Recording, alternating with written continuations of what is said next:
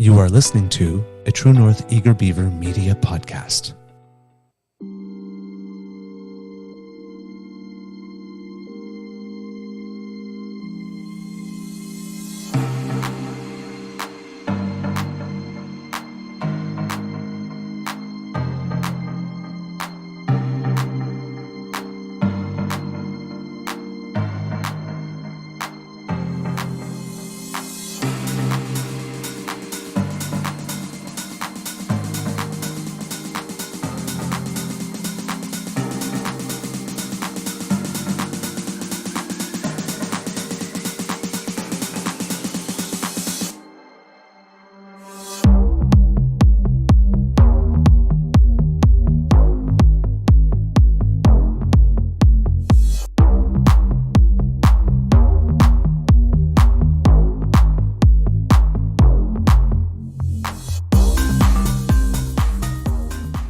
The True North Eager Beaver podcasts are proudly brought to you by our founding sponsors, the Miss V Mysteries from Corvid Moon Publishing, your source for science fiction, fantasy, and cozy mysteries featuring a broad diversity of characters.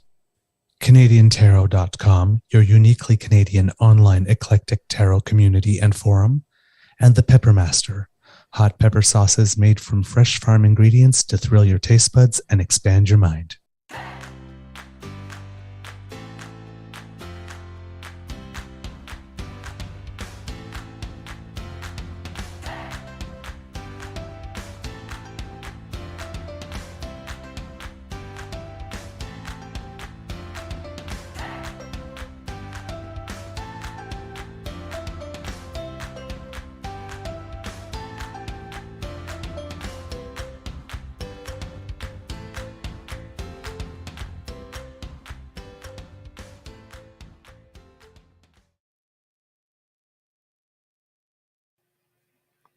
Well, good morning and hello, kids, and welcome to season number 3 and episode number 56 of the Daily Beaver Morning Show.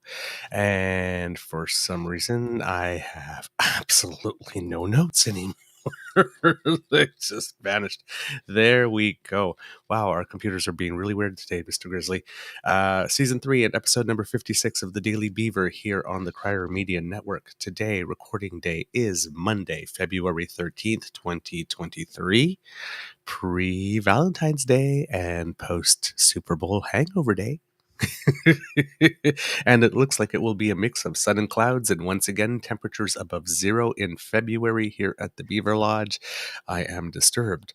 I'm your host, the Eager Beaver, pronouns he, him, hey, Mr. Beaver A, and as with me, as always, I should say, is my dear friend, my brother, my constant companion in this endeavor, Mr. Grizzly. Of course, a big thank you goes to our podcast's founding sponsors, the Peppermaster, the Miss V Mysteries from Corvid Moon Publishing, and CanadianTarot.com. Today we have a Monday morning Beaver Bite for you. But first, hello, Mr. Grizzly. How's your mental health today? And how was the game? Hey, Mr. Beaver. Mental health, the jury's still out on that one. Doing better than it was yesterday, so that's an improvement. Game was entertaining from start to finish. Yeah, no, it was a good game. Now there's a lot of people screaming about the refs decided it. I'm kind of like, no, I think Patrick Mahomes kind of did by taking his team from down by 24 points to bringing it back and winning the whole damn thing. Yeah, I think that has something to do with it. Yeah. Particularly liked Rihanna's performance with the floating stages. I thought that was pretty amazing. And so apparently she's pregnant. Yes. Well, that was the whole thing, right? I mean, Yeah. I keep on joking to everyone. It's like, well, yes, there's this Rihanna concert going on tonight. And there's I heard that there's some activities before and after, but there's a Rihanna concert going on tonight. And lots of men with very tight pants, which always makes me very happy. The players. I'm like, what? Where? I don't remember that during the show. Players. No, the men were dressed in pretty bulky, loose stuff, actually, for the show. So, yeah, I was watching it and I'm thinking, okay, I love the stages and they're all up there. And then I'm thinking, well, I would not be doing that because that's way too high. And I did see the little white thing that has the hook, hooking them to the platform. Yeah, they all had safety harnesses. They all had safety things. So I saw that. And then I'm Want to watching the toggle your show. echo? I'm getting an echo. Toggle your Oh, echo okay. Yeah, I will do that. I did forget to do that this morning. Hold on. because I'm Oops, getting that's an mirror echo. camera. That's not the echo. There we. That better? Much better. Much better. Okay. All right. So I'm watching the show and I'm loving all of it. But then at one point I'm sitting there and I'm going, okay. Well, the first thing I heard was someone saying, well, Rihanna's no Beyonce. And I was like, sorry. First, don't make me choose among my queens. That ain't going to happen. So I love her and she's up there and she's doing her thing and she's killing it. And I'm sitting there, but where Is are that the a guest bump? performers? And No, it was just her. No, yeah, where are the guest performers? And then where are all the projections? And then where are all the technical things? And then where are all the costume changes? Because there's usually like 5 or 6 costume changes for 13. And then I'm going, where's Pond de Replay and where's SOS? Like her first 2 big hits. And I'm sitting there like this and I'm watching it and I'm liking it, but I'm being a little disappointed until I see all the chatter going, is that a bump? Is that a bump? And then after the whole show, she confirmed that, yes, she's pregnant again. And I mean, she just delivered a baby 9 months ago. So then I'm thinking, okay, well, if you delivered a baby 9 months ago, maybe you don't have like 300 hours for rehearsal and to think of pyrotechnics and projections and what. You've got a mouth to feed. Well, and the floating stages was a really cool effect. I've not seen that before, and That was really cool. That was done by Tait, Tait. They're in like IATSE people know what I'm talking about. They're a brilliant company out of the U.S. Them and Stageco basically invented modern rock shows. Period. Yeah. And when you have that spider camera, you had that thing where the stages were all the floating stages were set. They looked like they were stairs going up, even though they were already maybe like 25 feet in the air, 30 feet in the air. So it's just like, wow. So I was at first, my first instinct was to be a tiny bit disappointed because I didn't get all the bling and blam. And then I'm thinking, okay, well, wait a minute, you're feeding a mouth and you're pregnant. Okay, well, now I understand. Considering that, you delivered something pretty damn frickin' amazing. So I'm a happy beaver. And for the first time ever in my life, like I did for the World Cup, I actually watched the match. Oh, you watched the whole game? Really? Wow. Well, you have to understand that this network is a bit of a sausage fest. And I want to fit in. So I figured everybody would be talking about it. So I figured I should at least watch it. We do need more women. Yes. And like as was the case for the World Cup final, which was the first one I ever watched, I picked a damn good year. Yeah, you did. Yeah. It was a hell of a game. Yeah. Really now, was. on paper, they were saying before the match that it was probably the closest one that there would ever be. Yeah. That there would be in years based on what was on paper. It was the tightest, the 2 teams that were closest in abilities in the longest time. And then the Super Bowl match was making history for many reasons because you had brothers on competing teams. I believe it was the Kelsey brothers. Yep. I believe. Yep. And then you have, for the first time ever, right? We're talking about what, Super Bowl 57 now? 57, yeah. 57. For the first time ever, the 2 starting quarterbacks on the competing teams were black. Mm-hmm. Well, they still are. Well, yes, still black. But I'm talking in the past when they were starting. And the thing is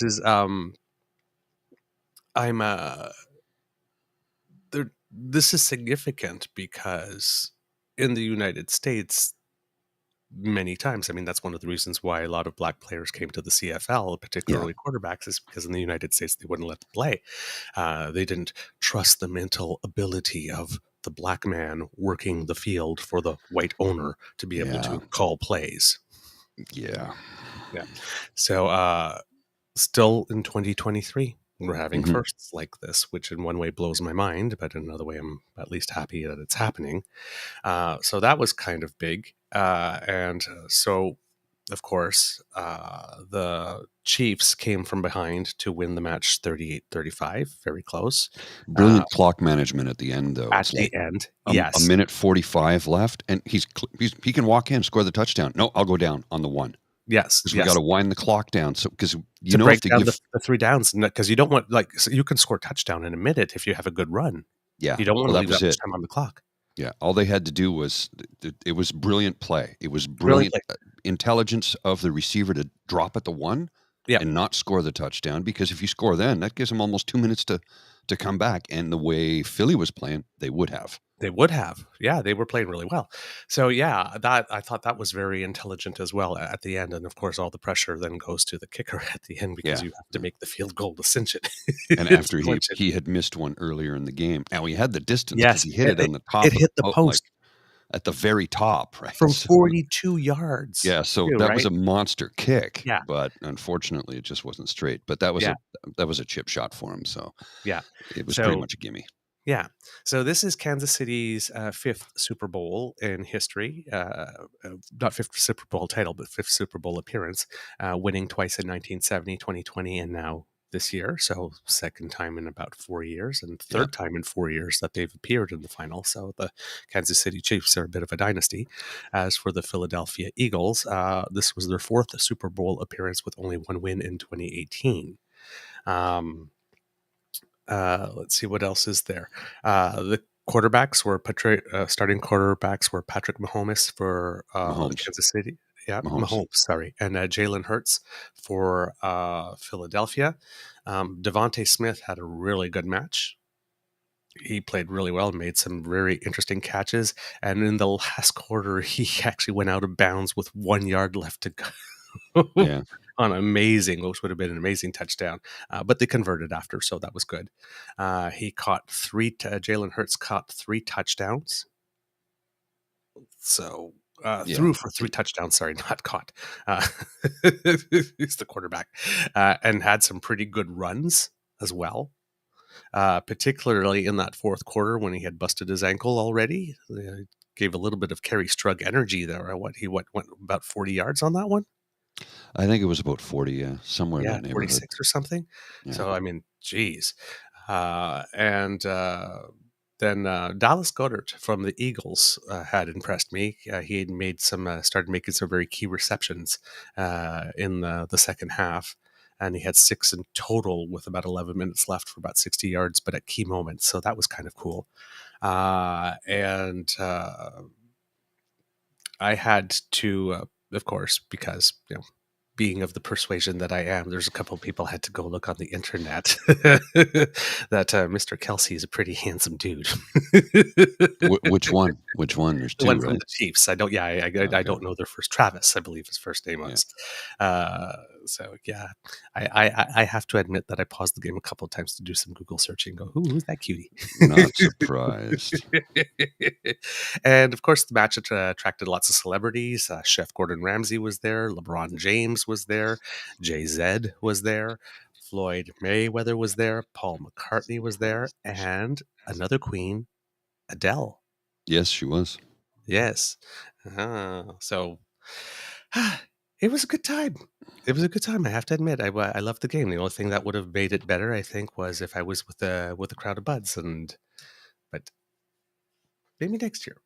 Well, you Maybe never next know. year or a Grey Cup. That's one of these things that I keep on mentioning to you is that I do enjoy sports. I typically don't watch the big four all that much, but I do enjoy them.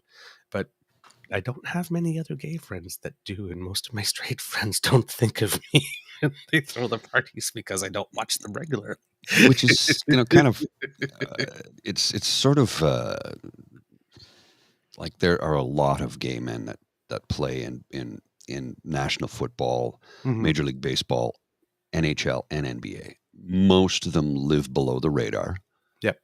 A lot have decided to come forward, and the leagues are supporting them. There's still a lot of stigma involved, but it's the times are changing. Thank goodness. Yes. Yes.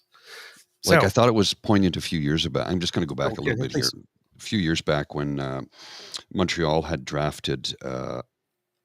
I can see his face. I can't think of his name, but he was the first openly gay player in the NFL. Then he played, but he never played it down in the league. He was just he Yes. got cut, and then Yes. Montreal signed him, and he played for Montreal. And the very first game he played in was here in Ottawa. And I thought how poignant that Montreal's breaking the barrier again, as they did with Jackie Baseball. Robinson. Yeah. In baseball, they did it with. Would you call it what barrier would you call this? Because he was Call it both the color barrier. A color barrier? Well, he's a That's black what they were man. calling it back in the day, yeah, the color barrier. Yeah, but I mean today, what would you call it? The sexual barrier? Because he was an out gay man playing professional football for the Montreal Alouettes. Yeah, And I don't know it what was the term just, they use yeah, for that ceiling or the he barrier. broke another barrier, though, is what he did. Yeah. Openly out in Carl a loving Nassib relationship. is his name. Pardon? Carl Nassib is his name. No, that's not who I'm referring to. Oh, okay. No. That's oh, not no, who I because mean. he did play in an NFL game. So it's before that.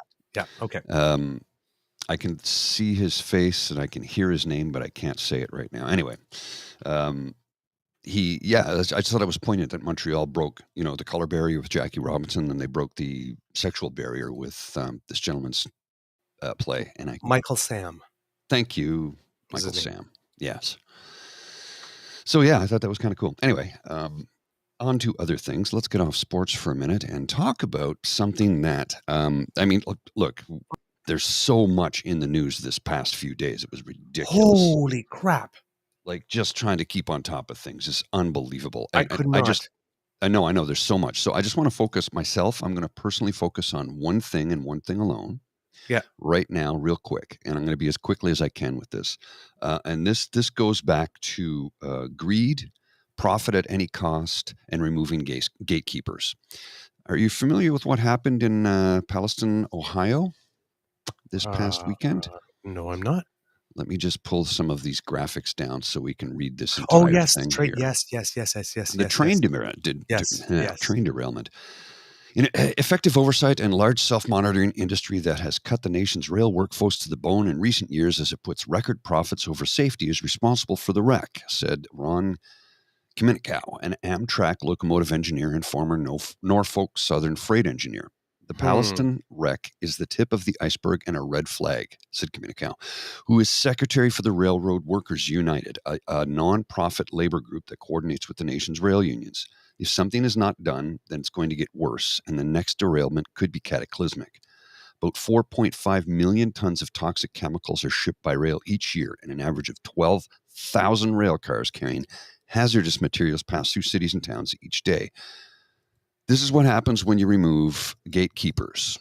I'm not joking. Shades of Lake Megantic. Let's look into this further. The Pittsburgh region alone has seen 8 train derailments over the last 5 years. According to the public health advocacy group, Rail Pollution Protection Pittsburgh, and about 1,700 annually occur nationally. The causes of the Pittsburgh accidents highlighted the myriad ways in which things can go wrong. A crack in a track ignored by rail companies caused a 2018 derailment, while another train hit a dump truck at a crossing with inadequate safety equipment. A broken axle on a train car is thought to be the source of the East Palestine accident. The railroads are playing Russian roulette with Pittsburgh. We are a prime candidate for a major derailment and explosion. Still, the U.S. Transportation Department in 2020 approved a rule to allow liquefied natural gas, or LNG, to be shipped via rail with no additional safety regulations. It's like they don't get the news. They don't get the news. Trains can now run 100 or more tank cars filled with 30,000 gallons of the substance, largely from shale fields to saltwater ports. The decision was opposed by local leaders, unions, fire departments, and the NTSB. Now, that's the National Transportation Safety Board, and still they did it anyway. The trains can now run 100 or more tank cars filled with 30,000 gallons of the substance. Look at this. 22 train tank cars filled with liquefied natural gas hold the same amount of energy as the Hiroshima bomb. A coalition of environmental groups wrote in comments to regulators opposing the LNG rail rule change in 2020. This is raising fears of a catastrophe if a proposed LNG port is built in New Jersey, which could take shipments from 100-car trains daily, would run through nearby Metro Philly. So 22 equal Hiroshima, and they're allowed to carry 100. Wow. That's insane. And then you have and people they know saying, what can happen. They know what can happen. They don't care. Profit at any margin, at any cost. As long as they're increasing the profit for the shareholders, they don't give a shit. They don't care. We will be reporting on something as a result of this down the road. Yes. We will be. We'll have another Lac Megantic. Twice a day, an opportunity for something to happen on things that trains that are not manned, not properly staffed, not on unfailing and crumbling infrastructure. Yep. The NTSB says don't do it. We're doing it anyway. Why? Because somebody somebody lobbied the government to get them to reduce regulations. This is what removal of gatekeepers gets you. When they Gatekeepers are there for a reason. When they say remove regulations, you as a citizen must hear removing public safety protections. Because that's what it is. It's exactly what it is. Yeah. Oh, dude, I was reading about this last night. I was enraged because it's going to continue to happen. That the reason Lac Megantic happened, cutbacks. By 50, they cut the staff by 50% from 2 to 1 on trains that had manual brakes on them. Exactly. After a long shift, it took about 2 hours to do all the trains from. And they were at the end of a 12-hour shift, I think. At the end of a 12, yeah. Come on, come the F on. It's just because they want to increase their profit margin. Shareholders need to get an increased dividend check each quarter, and if they don't see it, they scream bloody murder. Well, when you start killing people. Scream. Well, and what was released in that accident in Palestine? Phosgene and vinyl chloride gas. Oh, God. What was phosgene? That was used in World War I. Yeah. They're saying, it's safe to go back. Meanwhile, they're looking in brooks and lakes and ponds, and all the fish are dead. Of course, animals are dying left, right, and center. It's safe to go back. Yeah.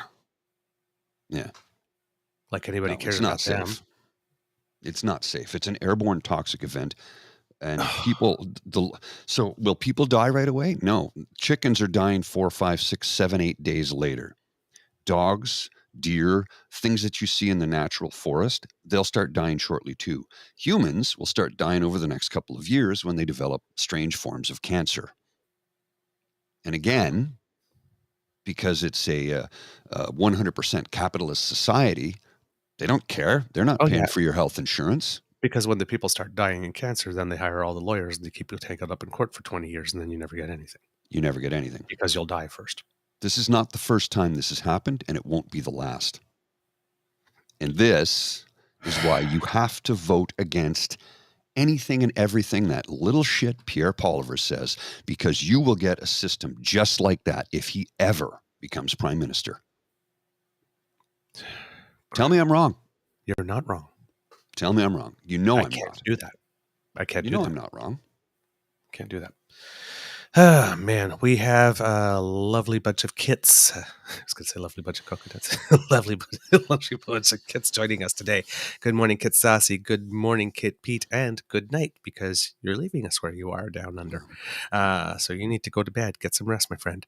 Good morning, Kit Kath needs a stickers. Kit Linda M, Kit Elaine, Kit Lazy Sunday with Wade and Doe, who took the day off yesterday to not compete with the Super Bowl because, they get all the numbers. So, they had to make sure that people were available to watch the Super Bowl. So they'll be on another show next week. So if you were looking for it and missed it, that's what happened. Good morning, Kit Ellen. Good morning. Did I catch everyone? I think I did so far. South Stands TFC. Oh, South Stands T. Yep. There you are. Good morning to you, dear friend. Lovely for you to join us. So yeah, and then in the news, there was a whole bunch of other things. First of all, we've had 3 other objects shot down since we last did our show. We found out that the mayor of Toronto is sleeping in the bathtub tonight. Yeah. And he's kind of resigned, sort of, not really yet. Yeah, no, he resigned. He hasn't given a date yet. Apparently. Oh no, he said he was resigning on Friday. When the date is, I don't know. But he hasn't given the date yet. Now, is that a distraction? You have to remember about this type of thing, because remember in the United States they had that Senator Larry Craig, the guy that was in the airport with the wide stance. I'm not gay. I never have been gay. That guy, the wide stance. And then he said, "I intend to resign," and then he just never got around to it.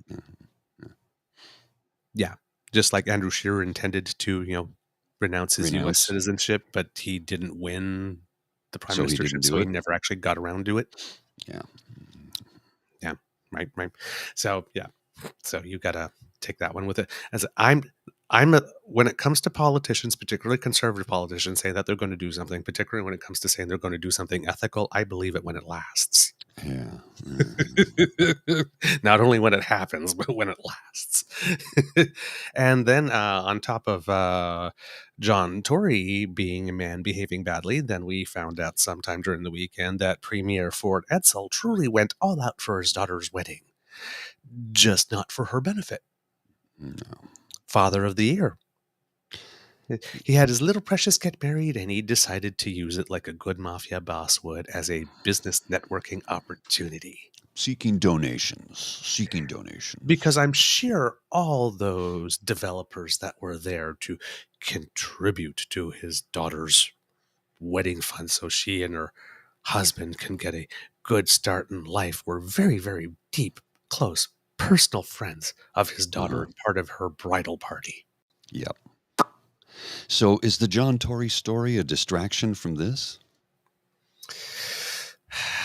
I mean, look, that's a conspiracy theory to say that. I realize that, but a lot of people are asking that question. I'm like, you know what? It's not an illegitimate question.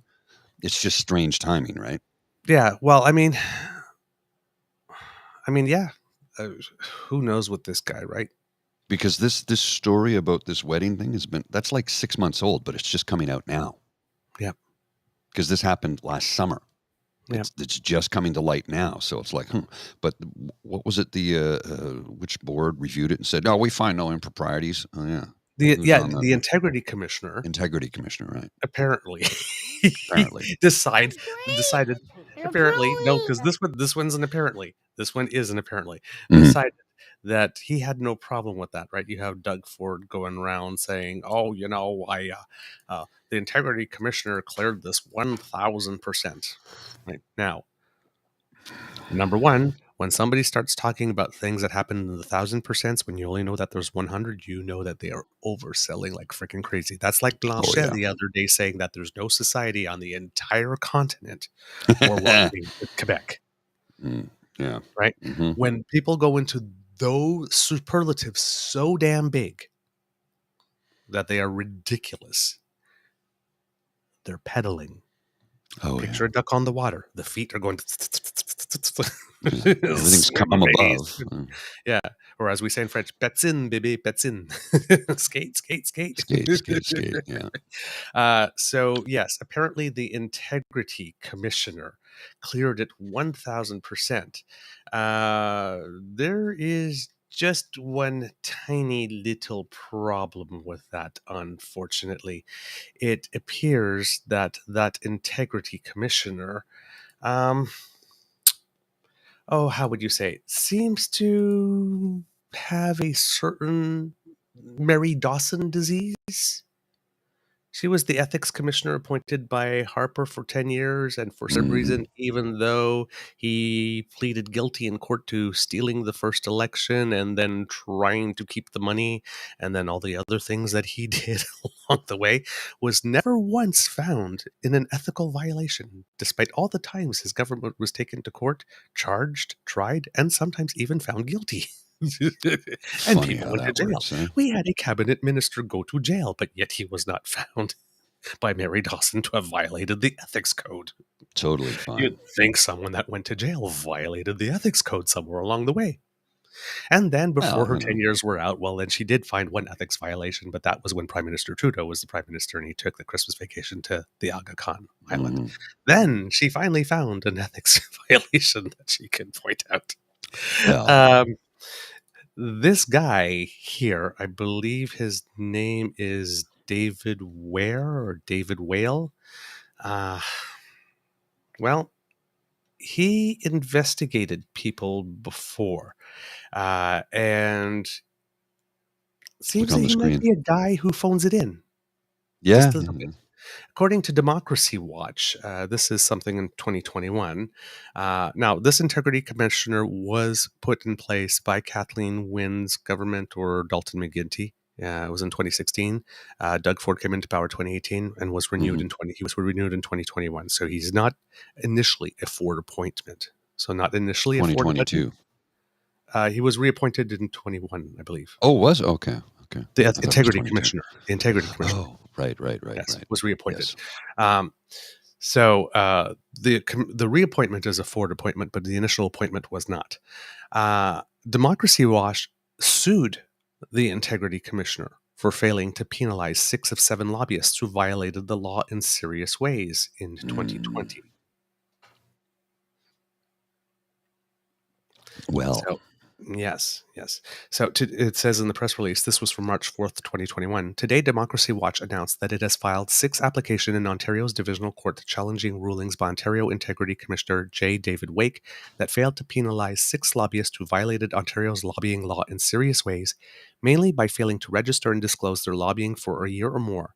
The commissioner has failed to penalize 23 of 27 lobbyists, 85%, who have violated the law since 2018. 87, you say? Pardon? 87? 85%. Oh, 85%. Sorry. Yes. So, yeah. During the 2019-2020 fiscal year, Commissioner Wake only penalized 1 lobbyist, Lawrence Gold, for violating Ontario's Lobbyist Registration Act by failing to register and disclose his lobbying for a long period of time. The commissioner only imposed the minimum penalty of naming Mr. Gold publicly. So that's our integrity commissioner. It seems that our integrity commissioner lacks a bit.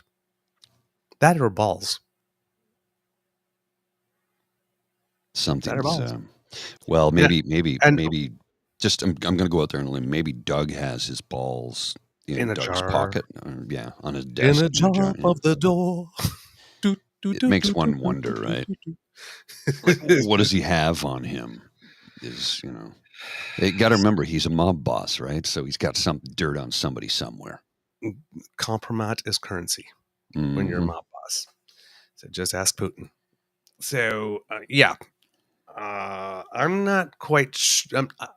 Let's just put it this way: I would put a lot of water in my wine with regard to Doug Ford having been cleared 1,000%, particularly since he asked the commissioner to clear him, or whether or not it was okay that he'd invite 600, I think it was, of his daughter's best developer friends to her wedding. Apparently, he asked him if it was okay that he do that after he had already done it.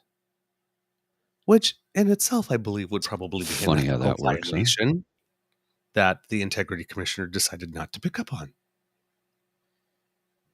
I'll just overlook that one. It's not a big deal. I'm just overlooking it. It's okay. So now I'm a little confused because with the John Tory thing, when you're talking about a plot, I mentioned on a previous show that it seemed to me that Ford was looking to prepare a federal run since he was trying to act very statesmanlike, particularly on the federal scene with the health thing. And that meeting he had was with the Premier of British Columbia's team, where he was at the head of the table at a restaurant. So it's not with fellow conservatives. Right? That he wants to be prime minister. Yeah, but he's more like he stated that. But he stated it. But you have to understand that this guy, right, has been treated poorly by the Conservative Party of Canada. Extremely poorly. Chrystia Freeland's his best friend. He's smoking cigars on porches with Dominic LeBlanc. He's agreeing to childcare deals with Prime Minister Trudeau. He's the first one to bend on the health things. He knows what side his bread is buttered on, and it's not with Skippy. So I thought it was a sign that he was, trying to make sure that Skippy loses so that he can run federally. But now that John Tory's gone, and he seems to also really want to be mayor of Toronto at the same time as he's premier of Ontario, hence the strong mayor rules, and he's lost his strong mayor in Toronto. There's also rumors going on Twitter. Oh yeah, that's it. Doug's we're going to be running in Toronto, because I think the earliest or the latest, I'm not sure, that they can have the by-election in Toronto is sometime in May. I think that's because John Tory has to present his resignation first officially, and then it has to be accepted, and then the board has 45 days to set an by-election that would not be more than X number of days after, and blah, blah, blah, and then it needs to run. And so it looks like until May, there'll be an interim mayor. McKelvey, I believe her last name is. It was the deputy mayor who would become the interim mayor at the time. Now, So people are wondering also now, the rumor mill is whether or not he'll leave the premiership to run for mayor of Toronto, which is what it seems he's always wanted to be. So now he's conflicted because now he seems to have an embarrassment of choices.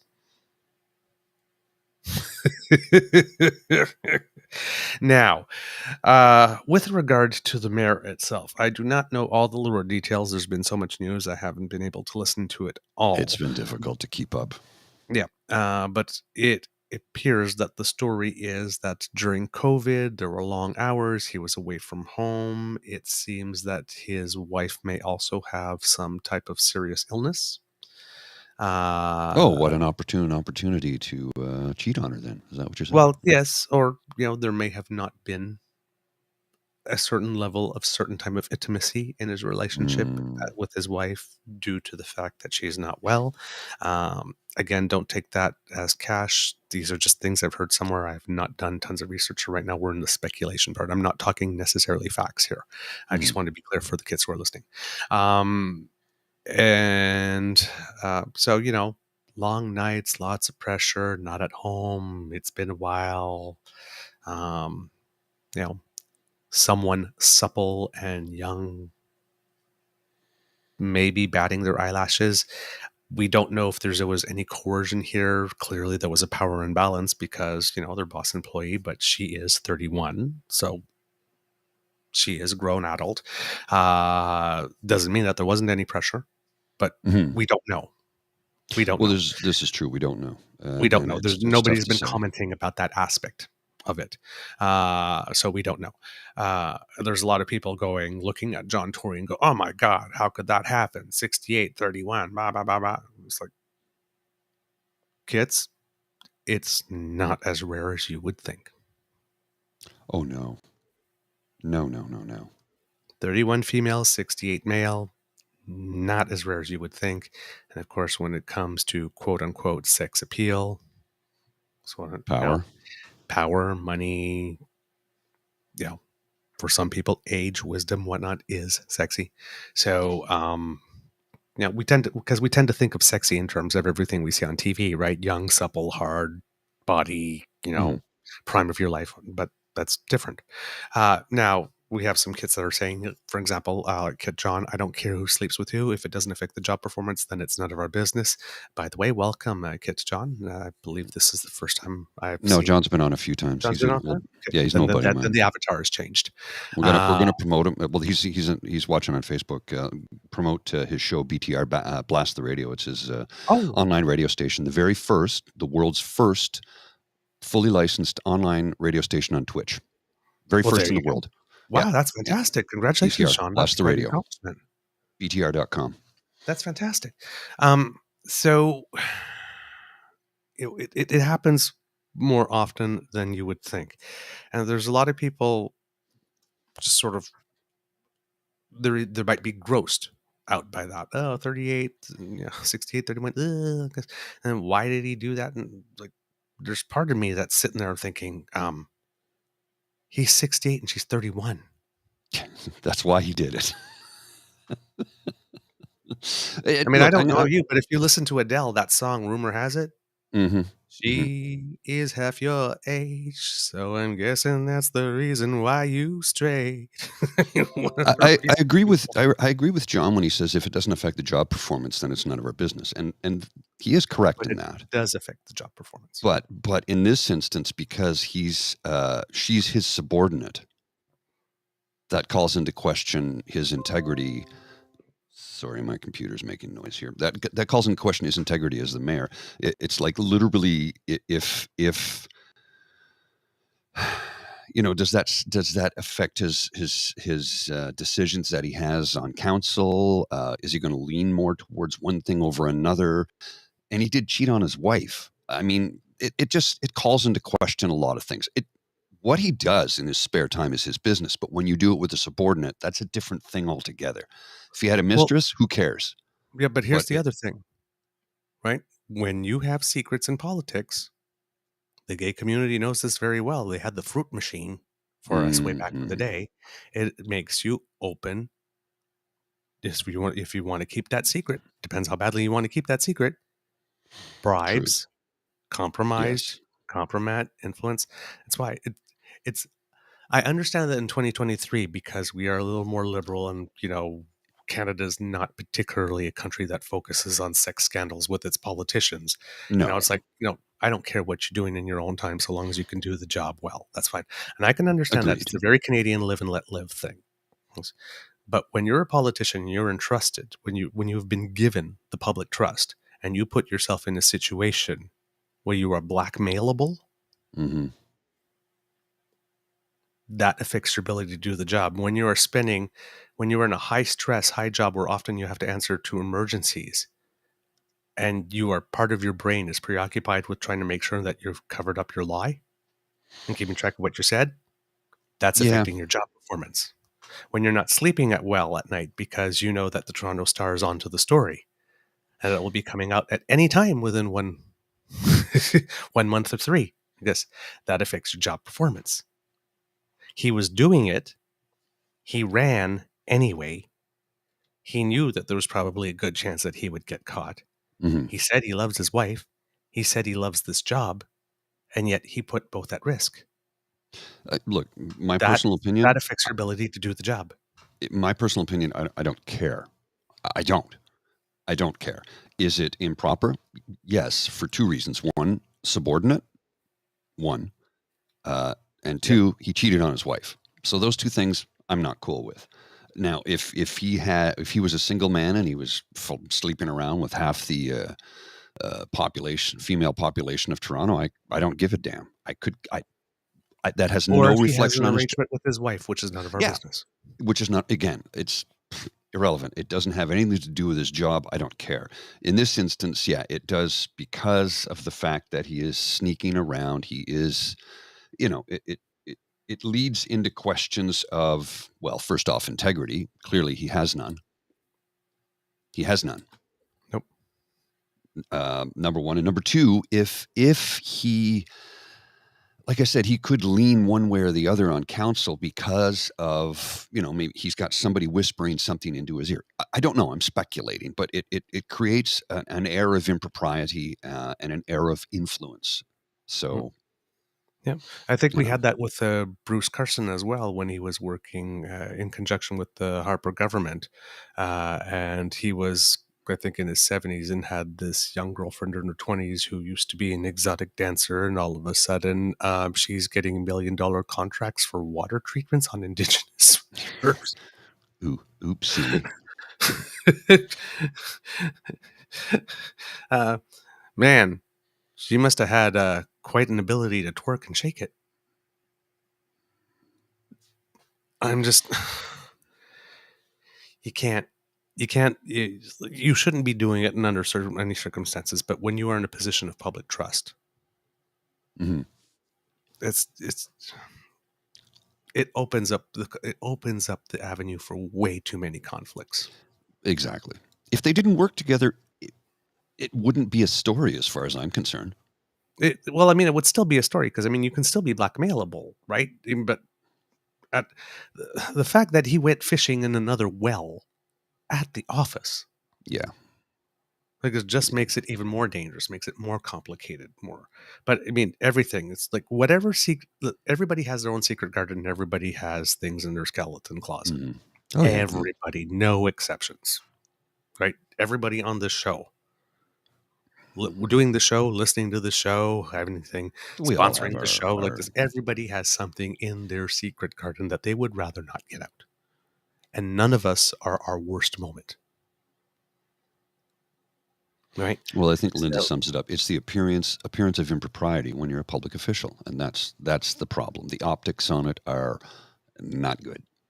Yeah, because if you can't see, this is the thing: is if you can't be trusted in one area of your life, that naturally leads people to ask if you can be trusted in other areas of your life. And you may be a person that's very well able to compartmentalize, and you say, "No, I only do this in this part of my life. Everywhere else, I'm honorable." Good for you, but we're supposed to take your word for it, and all we see is you being dishonorable. Yes. Make sure of it. You're asking us to take a leap of faith. And we already took one when we voted for you. Fool me once. No question. So you got, that's one of these things for anything that's where you're given the public trust to hold and take care of. If you have secrets, you're probably in the wrong job. Well, yeah, because you are under a microscope 24/7, whether you realize it or not. And not everybody is, as I said, I think this past Friday, not everybody is capable of that level of narcissism, because I think you have to be I think you need a little bit of narcissism to be in that position. Not saying that you're fully 100%, but there's not very many people that are in politics without ego. But this is the thing, right? So you're going to enter into that realm of employment. You've got to have a pretty big ego, period. You have to think you're capable of running and winning and being victorious and then ruling. Now, you also have to understand that you're not infallible. And when you do things like this, you're going to get caught and you're going to pay the piper. Yep. It's just how it goes. There's an expression in French that goes tout se sait. Everything eventually is known. If you don't want your secrets revealed, then don't have any secrets. Or be the first to tell them. What was the line I heard from the movie The Circle? Secrets are lies? Yes. Which was the book by, who wrote the book? Dave Eggers. He also wrote a heartbreaking work of staggering genius. The Circle, which is loosely based on a certain little fruit company, as Lieutenant Dan had me invest my money. I don't want to get sued. They're worth $1 trillion. Oh, man. So I have a feeling that we'll be finding out more about what's been going on there. There's already some articles that came out that I haven't had a chance to read yet, that has sort of like the anatomy of a scandal and that type of stuff, that I'll go there and take a look at and see if I can find out more. But yeah, we have some upheaval that was not expected when we signed off on Friday. That way. Didn't see that coming. Yeah. So our conservatives, fortunately, are doing us a favor by behaving so badly. Part of me says, keep it up, boys. Until the election. Yeah. But this is a train wreck, man. Ford is exploiting his daughter's wedding. Mayor of Toronto is, sticking his paintbrush and other cans of paint. And then, PP's a walking disaster. And then you got Heather Stephenson, who's like not really doing well, and Tim Houston is drowning, and so is Blaine Higgs in Nova Scotia. He's kind of drowning, and the happiest conservative in the country still appears to be Scott Moe. For some reason. Because he doesn't have a thought in his head. And he also hit someone with this car and killed them. Oh, he's killed people. Like, how's this guy premier? He had 3 DUIs, I think? 3 DUIs. And one of them killed somebody. But he didn't get a DUI on that. They didn't give him the breathalyzer. He got to, yes, yeah. Because the argument was, he was on his way to work. It was 6 o'clock in the morning. Yeah. Tell me he wasn't on a rager the night before and he was driving drunk home. Maybe he was going to work, but I guarantee you he was on a rager the night before. You know what? That's not fair. I shouldn't say I guarantee you. I shouldn't say that. Maybe the night before he decided, I'm going to stay where I am because I've had too much to drink and I'll drive home. And he was still We've all done this. We've all done this. I shouldn't say we've all done it, but many of us have done it where, okay, I'm going to make the right decision. I'll stay where I am. You get up to leave the next morning, you realize, holy crap, maybe I shouldn't be driving, because you're still feeling the effects from the night before. Well, let's say when you put your hand in front of your mouth and then your eyes water from the fumes still. Yeah.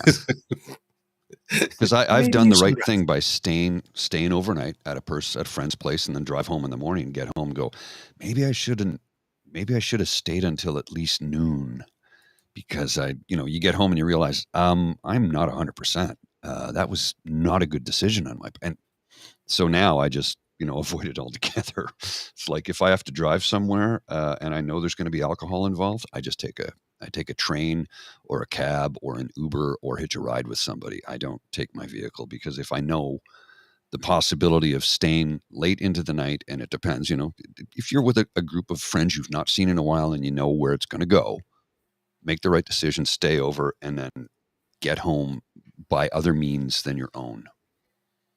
Don't transport yourself, because they started setting up ride programs around Christmas time, early in the morning, to catch people. Oh, And they yeah. were doing it. They were catching lots of people. And I remember thinking, well, it's like the person did the right thing by sleeping where they were the night before, not fully realizing the next morning that maybe I shouldn't be driving until they get to where they're going and going, holy crap, that was maybe But they've nailed a lot of people in early morning ride programs because 6, 7 in the morning, people are driving home to get ready to go to work. And that's when accidents happen because that's the most traffic. And if you're intoxicated, anyway, it's a bit of a rant. Yeah. I'm just going through my Twitter feed and I need to talk. Oh, the morning pour. Yes, please.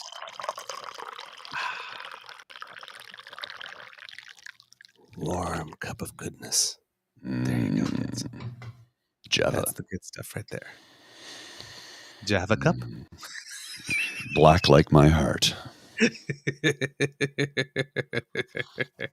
I was just going through my Twitter feed. This really isn't a story, but it's more like a quick little thing. Did you hear that they've made a Donald Trump Jr. biopic? It's coming out on February 24th. It's called Cocaine Bear. Okay, you got me with that. You got me. My mouth was open. You got me. That was a good one. Yeah, Cocaine Bear. Yeah. Based around a pseudo-true story in that there was a bear years ago that did, in the 80s, ingest a kilo of cocaine and went on a bit of a rampage. The rest of the story is completely made up, but that did happen. Yeah. Yeah. I heard similar stories when I used to work at the Canadian International Development Agency about elephants in India having consumed the alcohol of people who didn't store it away too well. Can you imagine drunken elephants? Well, I've seen drunken elephants. I've seen drunken elephants. When I was in Botswana, they eat the amarula fruit. Oh, yes. I've had amarula. Yeah, amarula is a great. That's a great cream liqueur. Brilliant. It's a fruit cream liqueur, and the elephants will eat them, but they ferment in the stomachs, and then the elephants get drunk. So you'll see stumbling elephants around several areas of Botswana. It's quite funny. It's frightening because they'll be bumping into one another and falling over, and it's like, ooh, don't get too close, people, because if they fall over, you dead. You be crushed. But yeah, it happens all the time. Drunken elephants. Pink elephants on parade. Pink elephants on parade. Wasn't that in Dumbo? Yep. And then another random thing I learned, there's a podcast called Canadian History A or X. It's EH for A with X.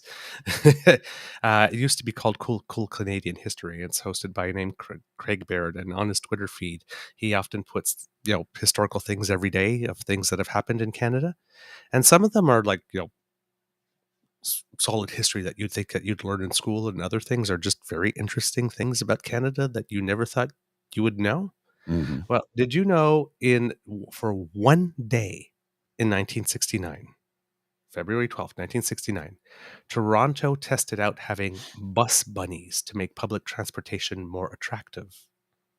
Oh, like Playboy bunnies? Uh-huh. There you go, Mr. Grizzly. You got it. The idea was proposed by the Canadian Urban Transportation Conference. The idea was tested that one day only. Oh, boy. I don't even know what to say about this. Oh, wow. You've come a long way, baby. That's some misguided wow. Was Yikes. Doug Ford at that meeting too? Well, no, he would have been like Doug Ford's my age, so he would have been a year old. Ooh. John Tory would have been old enough.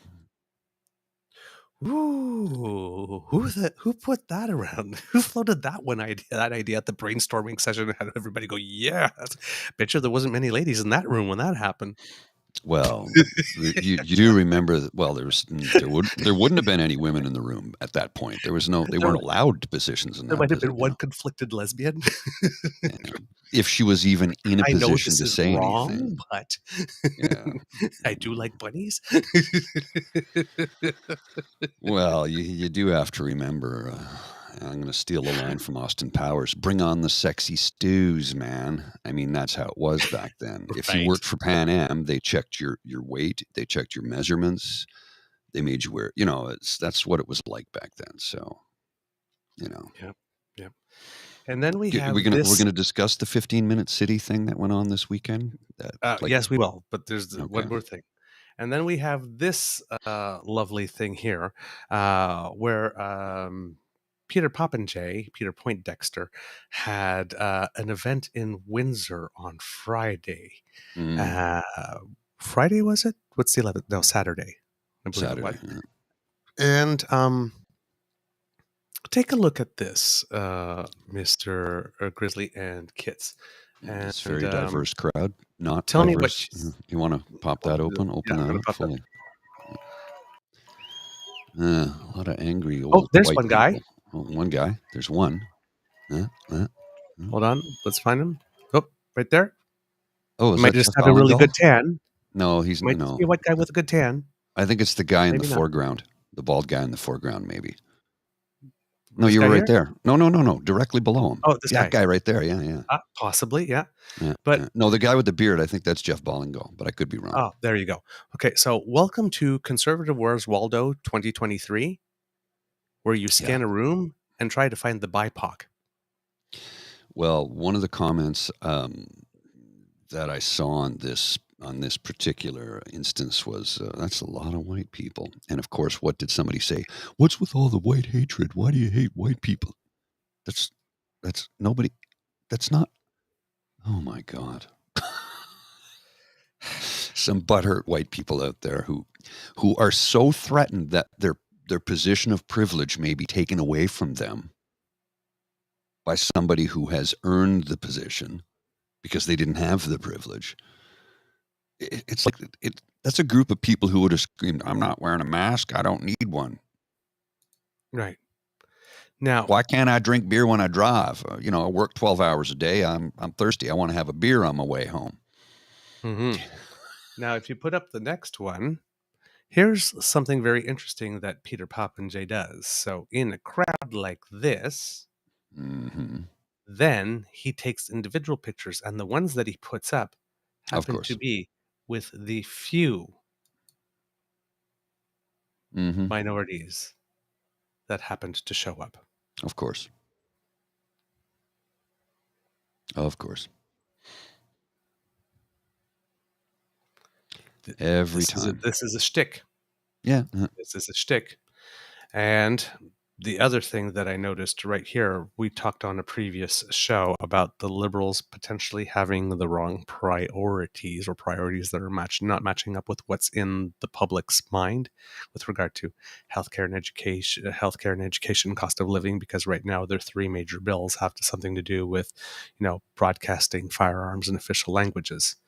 Well, Skippy is not really doing much better here, because here we are yesterday, again, while everybody's talking about health, well, he's talking about firearms.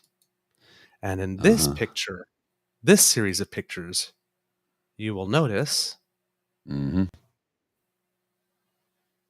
Can't quite put my finger on it. All the ethnic-looking people seem to have disappeared from his rally. Oh no, there's one. Oh, yep, there's one. Right beneath the Canadian flag on the left.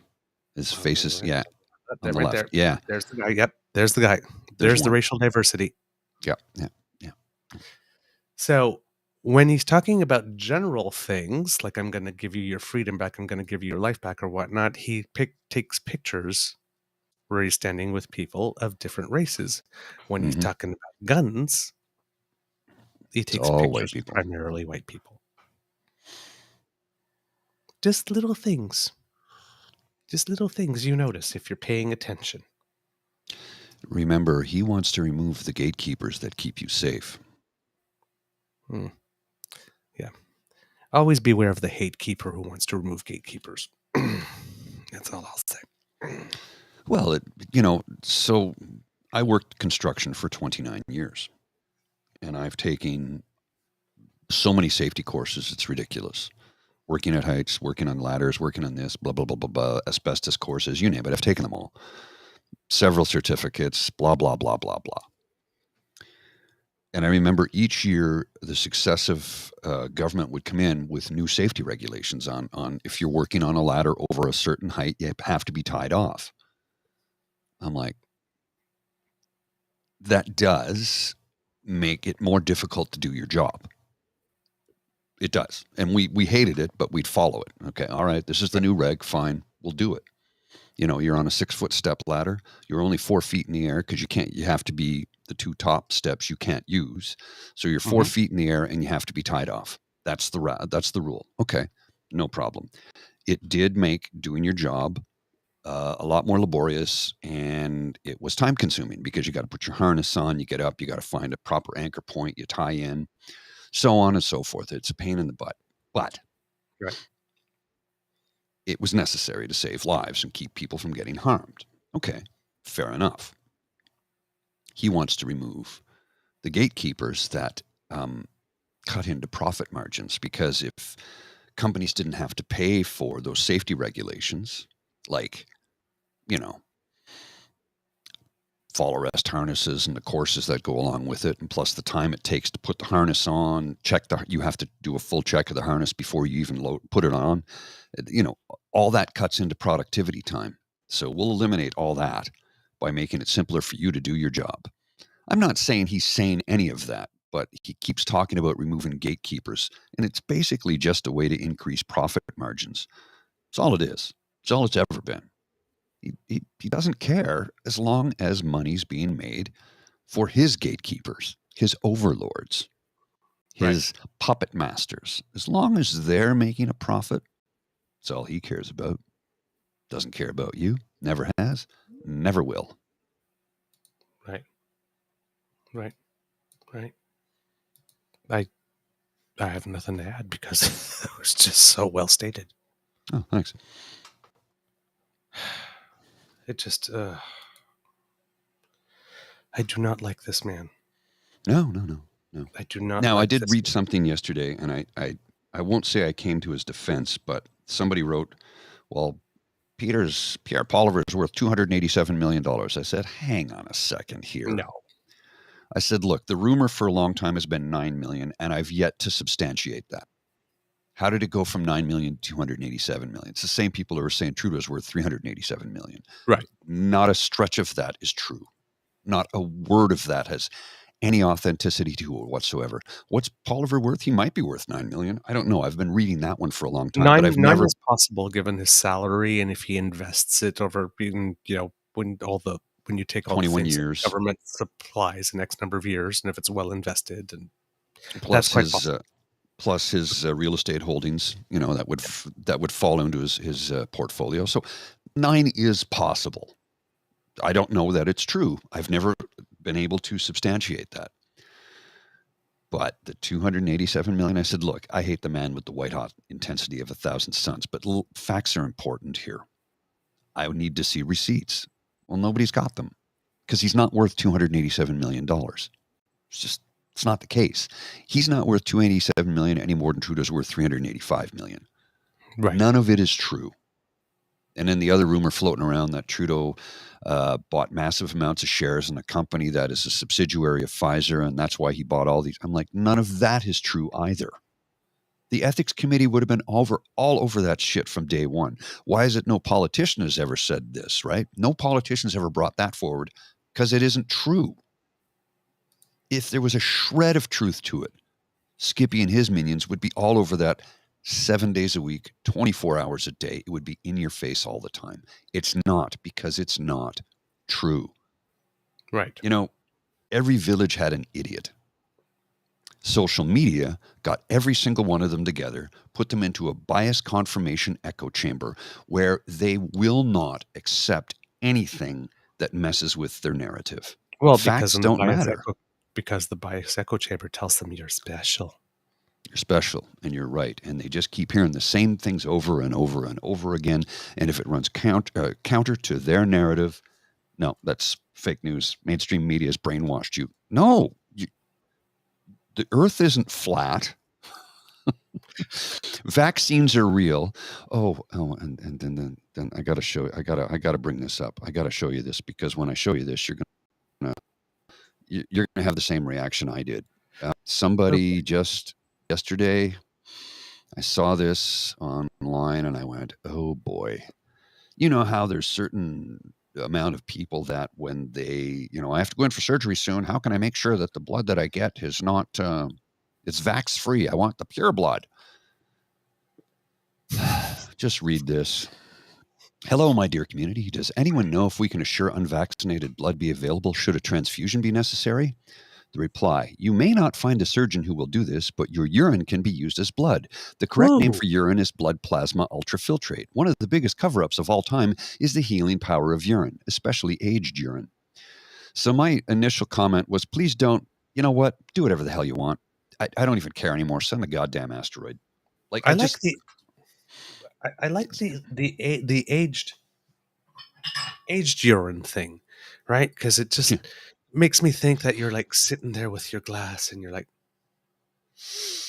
I detect notes of oak. 73. 73, yes. Before the rains. Ooh, yes. A hint of placenta. Like, what I the think hell? there may be a urinary tract infection with this particular one. Yes. Here are all the lovely barrels in which I keep my pee. And I aged it 37 days like a steak. They smoke barrels or like... Like, what is wrong with people? So I'm like, please don't, you know what? Do whatever you want. Do whatever you want. Maybe they'll just remove themselves from the gene pool. And Darwin, I know that's... take me away. Well, it's terrible of me to say that because I'm always about let's find a way to protect people, give them proper information, they'll make a well-informed decision. Apparently... And then you give them the information and you give it to them again. And they just deny it because they don't believe and then it. You give it again, and then you just say, you know what? You're on your own. You're on your own. Forget about it. You're on your own. I don't care anymore. Darwin was right. Feel free to remove yourselves from the gene pool because we don't need you. Urine is something that is supposed to exit the body, never go into it. Never. Every doctor will tell you this. It's, it's waste.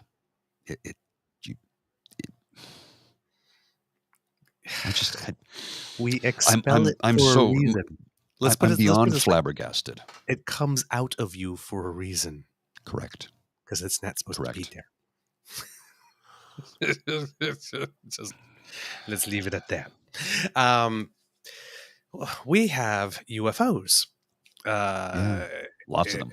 It appears that China's having a birthday party because there's like 99 red balloons all over the sky. Little musical reference there for those of us who are a little older. 99 sweet love balloons. Sung by a group called German group called Nena, N-E-N-A. If you haven't, I'm sure if you do not know the song 99 Red Balloons or 99 Luftballons, once you kind of hear the first few notes of it, or at least the chorus, you'll know that you've heard that song somewhere before, either in a commercial or something. But so it was very popular.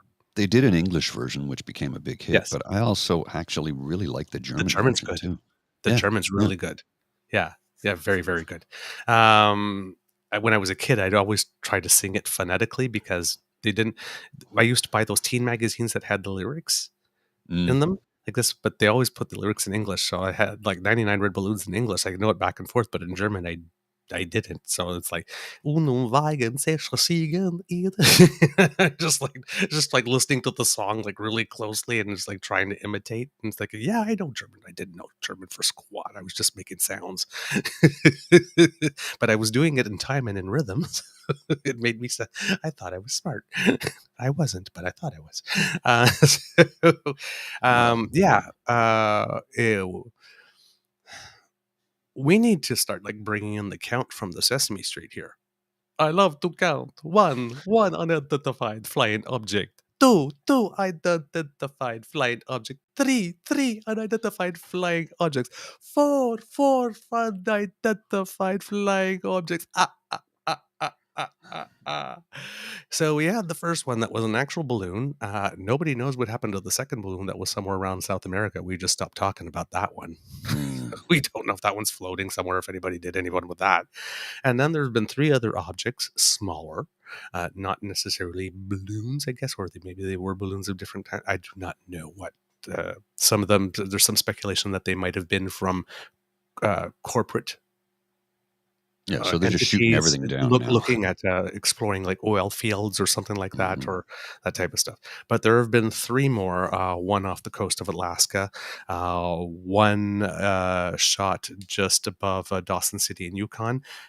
Conveniently, as the Prime Minister was happening to travel to the Yukon, that wasn't planned because, well, I mean, it was on the schedule for a long time ago, but it just so happens, oh, really? Just as you're going to Yukon, you have to order something shot down from Yukon. Well, and in that one, the Prime Minister said that he did order it shot down. And of course, then you had everybody on the web starting to go, oh, look at us. You know, we're so sad. We had to get the U.S. to do it. It's like, dude, we have NORAD. Yeah, exactly. We have NORAD. We participate in NORAD for a reason. Yes, while everybody understands the real politic that we're pretty much just the junior partner. We get told how it's going to be, and we do it because, you know, most of the money is the United States. It's like, that's how we, you know, the only thing that we've done with NORAD, as someone mentioned, right, was like not opt into the National Continental Missile Defense thing. Yes. That's probably about the only independent decision that we've made in the entire history of NORAD, which that's probably going to have to go by the wayside soon too, given what's happening with Russia and China. Yeah, we're probably going to be caving in on that one eventually as well. But yes, we have a joint command and we have it for a reason. And yes, you know, it's not that we don't have the capacity. And you had Michael Chung saying, you know, well, we don't have the capacity.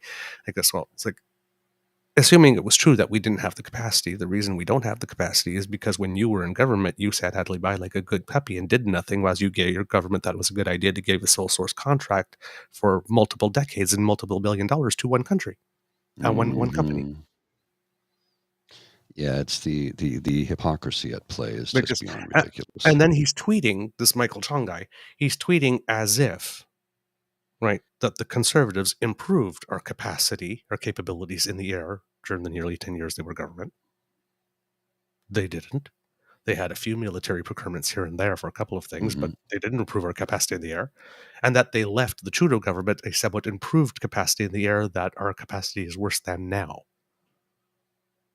It's not.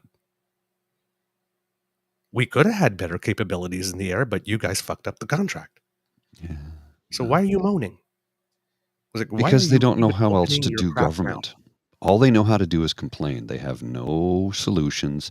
They have no suggestions. They have no idea. They have no clue. It's just so complain. The other guy did it. We'll do better. Okay, what are you going to do? We'll do better. Oh, okay, and what are your policies that you're going to do better with? We'll just do better. Okay, but I'm going to give you more freedom. We're like the third freest nation on earth, but we'll get more freedom. So that means social programs like Norway, Sweden, and Finland, right? No, I'm going to remove the gatekeepers. Okay, I like it. I'm beating a dead horse to death here. I understand, but like, come on, man. Just so if you put it up, this is the Michael Chung tweet there. The Prime Minister says, I ordered the takedown of an unidentified object that violated Canadian airspace. At NORAD command shot down the object over the Yukon. Canadian and U.S. aircraft were scrambled and a U.S. F-22 successfully fired at the object. And then Michael Chung.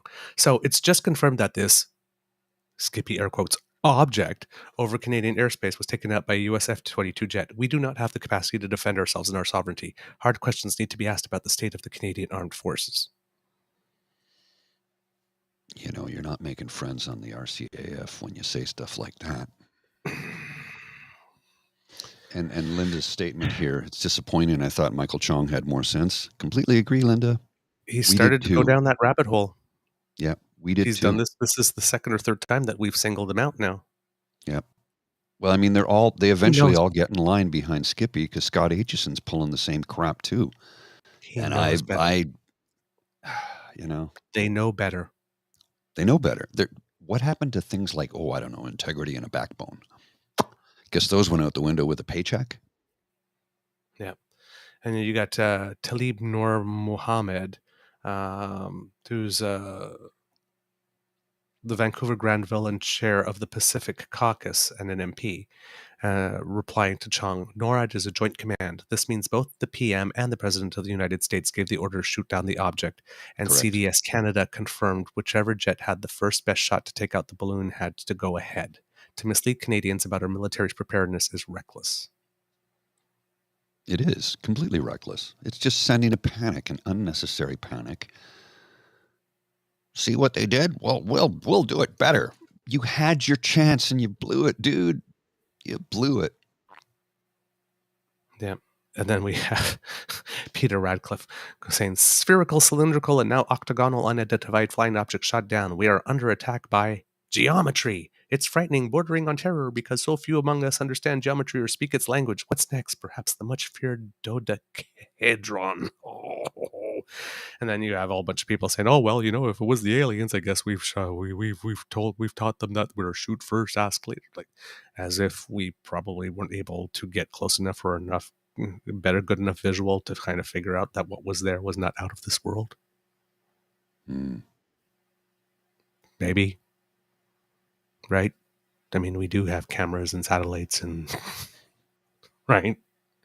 It's not like we can't get a good look at the thing to see whether or not, this thing is made of stuff that we don't recognize. Oh yeah, we recognize this crap.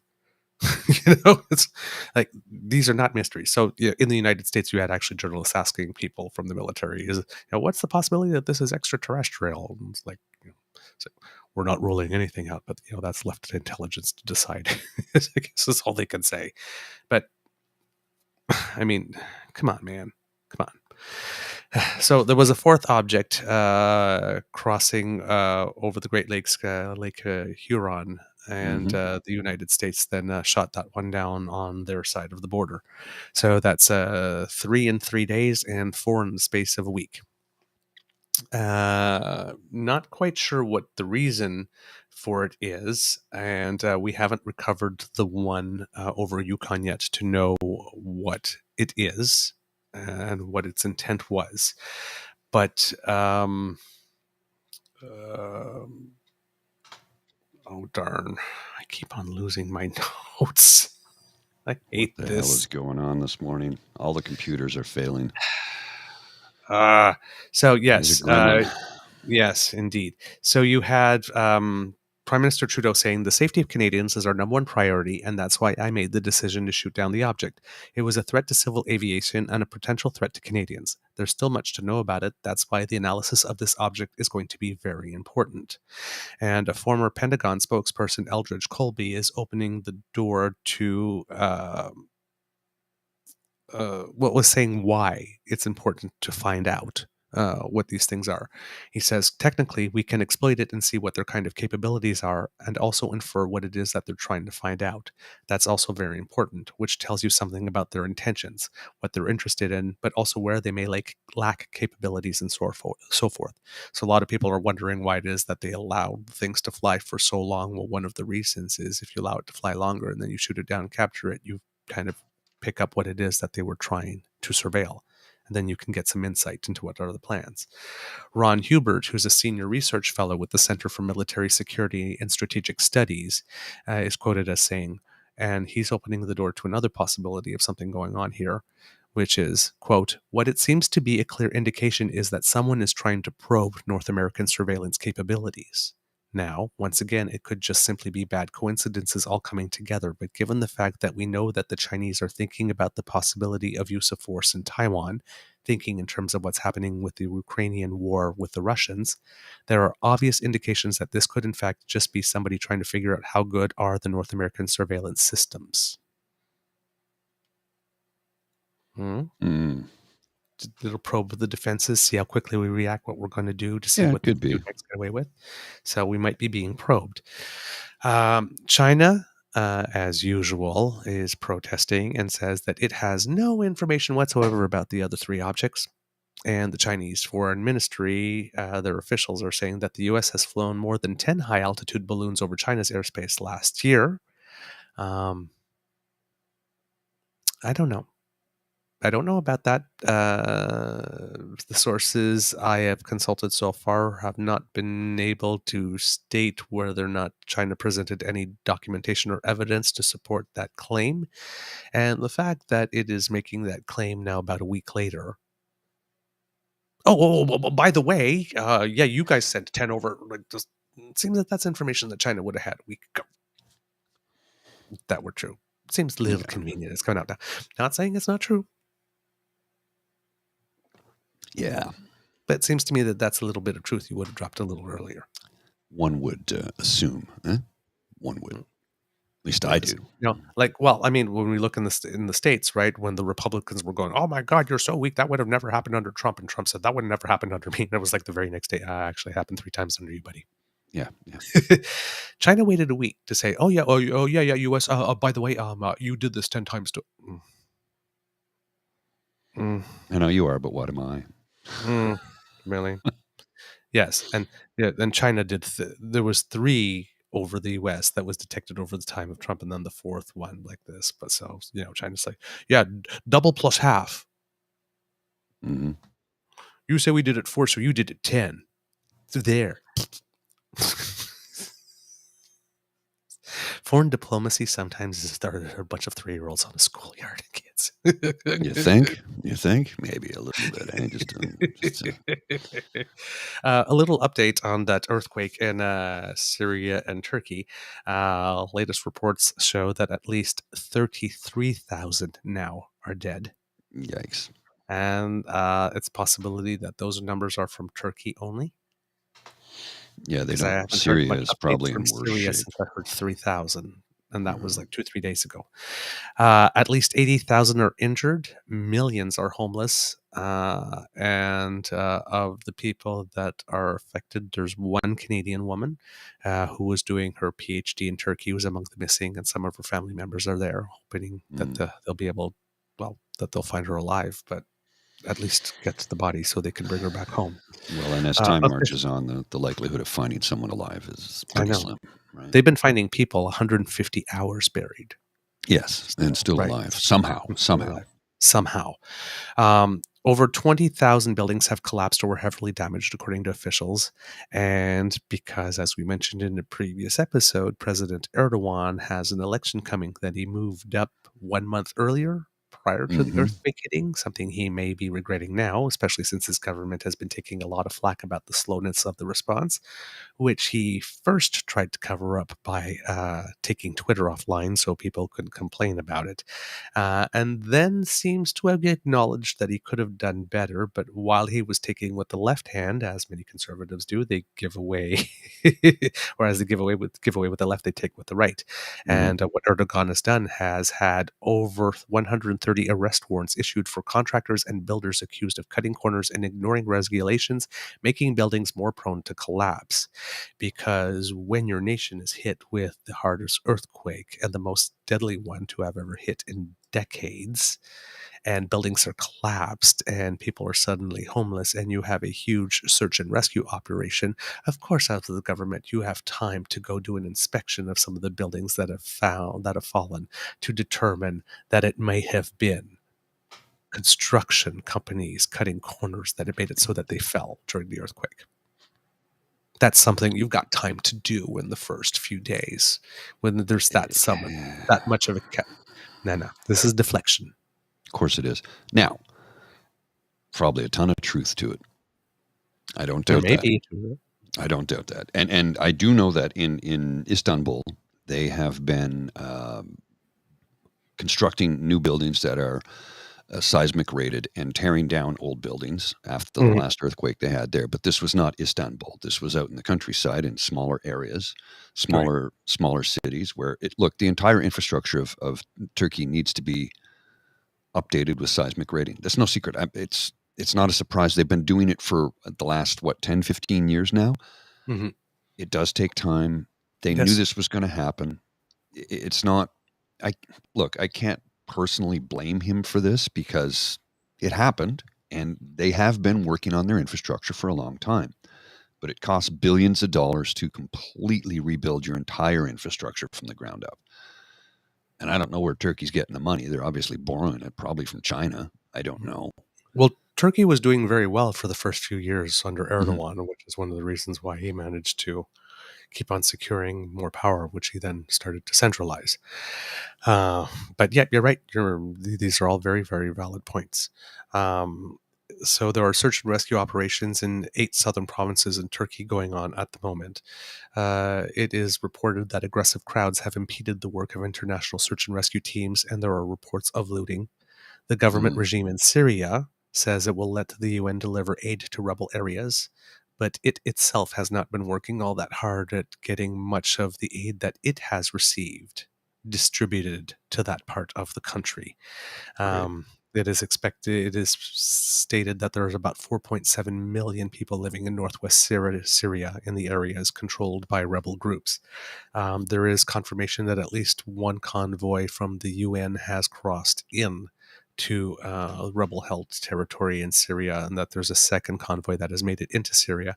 Not sure if that one has gone to the rebel area, but it seems that the Syrian government will allow the UN to deliver aid there, even though it itself will not do much to try and distribute aid there.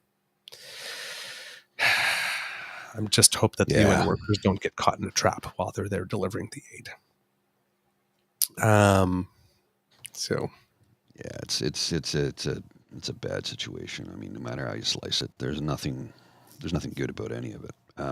Will they, ramp up their reconstruction efforts? I don't know. I don't know. I mean, the United States of America has a serious infrastructure failing on their behalf. They have, what was it? Something like 20 or 30,000 dams are on a point of failure right now because they're ancient. That many? Something in that neighborhood. I can't remember the exact number. I'd have to look into it a little bit further. And I remember reading about this a few years back, and they're like, there was a documentary I watched about failing infrastructure in the U.S., and if they didn't get on top of things soon, the whole country is on the verge of collapse. Biden is well aware of this. He is aware of it, and that's why he's trying to, upgrade where he can. Roads, bridges, tunnels, dams. It's, decades of, it's fine, it still works, don't worry about it. There's not enough inspectors to inspect all the stuff they have. And when they do inspect, they're like, we have a problem here. Okay. But nobody wants to spend the money because they want to provide tax cuts for the wealthy. Successive governments are just padding the pockets of their rich donors. They're on the verge of collapse. And we can't be smug about it because we have problems here too that if we don't address. For example, oil wells that need to be cleaned up in the oil patch. Tailing ponds that if they burst, there goes the water supply. Reinstituting safety regulations so Lac Megantic does not happen again. We can't be smug and say, look at what's happening to them. It's happening here too, which is why in the province of Quebec, if you've been to Montreal in the last couple of years, you'll realize that they are rebuilding their entire highway infrastructure because it was collapsing, literally collapsing, because it was built in the early 60s to handle X number of cars per hour. It was never built to handle what is currently there, and they just let it go for 50 plus years. You ever spent a year in Montreal? Extremely hot in the summer, ridiculously cold in the winter, and damp. Okay. Concrete infrastructure is meant to last, but after a certain amount of time, if you do not maintain it or upgrade it, it starts to fall apart. And it's the interchange at where the 20 and the DeCary Boulevard meet. It's the I can't Oh, tell you the yes. interchange right now. Yeah. That thing completely L'échangeur turco, I think entirely. Yes, because you remember what it was like. It was literally Oh, yeah. collapsing. Yeah, you could see cracks when you were coming in and thing and like water dripping down and And yeah. not to mention the fact that they had schools and rec centers and houses built underneath that. Underneath it. Yeah. You had giant chunks of concrete falling off and crushing cars. It's Yep. miraculous more people didn't die. So Right. the province of Quebec said, we got to spend billions. We have no choice. It has to be done. It has to be done. The Champlain Bridge, why do you think they just spent a couple billion on building a new one? Now, is there corruption in there? Sure, there probably is. No doubt. Were there payoffs? No doubt. Were there sort of mob bosses that were involved in contracts for concrete? I don't doubt it for a second. But it still needed to be upgraded and fixed and repaired. And in many cases, build a new one, tear the old one down. It had to be done. It's kind of like what they're doing with the new super hospital they built at. Have you seen it? It's right at the interchange there. So Okay. it's No, the I end have of not seen it yet. DeCary and the 20. It's the largest hospital in the country, and they spent a few billion on it. It needed to be done because all of their hospital infrastructure was failing so badly. And we have the same problem here in Ottawa with the Civic Hospital, which was built in the 20s. It's over 100 years old, and they've expanded and expanded and expanded, but it's in terrible shape. So they're building a new one directly across, well, not directly across the street, sort of kitty corner. And people are complaining they should have built it directly across the street. Well, they tried to. John Baird had secured the funding and said, we're going to build it right here, but it was on the Central Experimental Farm. And there is a 30-year experiment going on there. So they legitimately would end an experiment in doing so. So they ended up moving it. Anyway. Wow. All right. Thanks for mentioning that because that's important. Mm-hmm. Oh yeah, it's very important. The infrastructure in this country is also at a crumbling state, and if we don't get on top of it, we're going to have problems. And as evidenced by the province of Quebec, and what was it a number of years ago in Laval, when a bridge, an overpass, literally collapsed, Just and collapsed. few people did die. Yep. And that was one of a number of them throughout the province. Like, okay, we've neglected this for far too long because the government didn't want to spend the money because it's a capital cost and we won't get reelected if we spend the money. So we'll just, it's good for a few more years. Like, no, people are going to start dying. Yep. When the thing collapses, all of a sudden you've created, not only has somebody been killed, but you've created millions of dollars in lawsuits, millions of dollars in losses because now you have to redirect traffic onto an already overtaxed system. It's much like the Ville Marie tunnel. Yes. They're redoing that from one end to the other because Yes. it opened in 1970. It's 54 years ago, 53 years ago. Yeah. They haven't done enough maintenance on it, so they're doing serious maintenance on it while they're also expanding the Blue Line and the metro system. So, look, Montreal is realizing if we don't get on top of this now, we're going to have serious problems. Toronto needs to do the same when it comes to their electrical infrastructure. Right. Because they've put up all these new 50, 60, 70-story condo towers. They've got a couple that are going up that are going to be over 90 floors, all in the South Core District, right near the rail yards. And the electrical infrastructure is not there to support it. It doesn't exist. I've known about that for years because of what I did to earn a living. You work within the trades, you get to hear from other tradespeople who will tell you, not rumors, actual truths. So we have to get on top of building up the infrastructure. Is it going to cost money? Yeah, it's going to cost a lot of money. Yeah, your taxes are going to go up. Guess what? Your hydro bill is going to go up. Yep. And there will be corruption, and there will be people taking payoffs, and there will be people getting very wealthy off this, and we're going to pay for it. But what are you going to do? Look the other way and not let it happen while it completely collapses? Yeah. And our infrastructure issue is all the more pressing and urgent and complicated by the fact that we have to factor in environmental adaptation and mitigation. Yes. Yeah. You can't do things the old way anymore. Yep. Yeah. Yeah. Hey, hell, remember we used to spray asbestos on our windows at Christmas time and sprinkle asbestos on our Christmas trees to have indoor snow?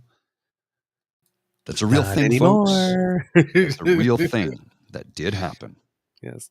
We have a selection of chips for you. We have salt and vinegar, we have sour cream and onion, and we have lead. Enjoy. Lead. Yum, yum. Munch, munch. Oh, man. Oh, man. Oh, man. Oh, man. Oh, man. Well, and another example too. Oh, I don't want to harp on this for too long, but I'll no, go one please. more section. Ice Storm 98 taught us how fragile the hydro infrastructure was, the electrical infrastructure was in the province of Quebec. When they designed it, they said, well, it's once in a century, a storm like that. It's never, ever happened. So we built it to the latest. And then, okay, this was the biggest storm that ever happened. Okay, we'll build it to that standard. And then what happened? A bigger storm. The entire grid collapsed. Google's talking in the background. Oh, okay. Yeah, the entire system collapsed. And the reason they went above ground with hydro towers instead of burying the mass, most of the system was, well, it's going to cost a lot of money to bury it. And they're like, yeah, of course, because it'll last a lot longer and there's less maintenance. But when there is maintenance, it needs to be expensive because we have to locate the line and dig it up. Yeah, okay. Right. But there's less maintenance. Yeah, Right. but it's really expensive upfront cost. Yes, but there's less maintenance. The likelihood of an ice storm collapsing the entire grid on the province. Oh, that's right. It's underground, so we don't really have to worry about it. Yep. Yep. Yep. Other news that not more important, obviously, in terms of national security or environmental degradation or preparing the infrastructure, making sure that you have accountable government, but still something that, let's just say, lodged itself sideways in my craw. Okay. Yeah.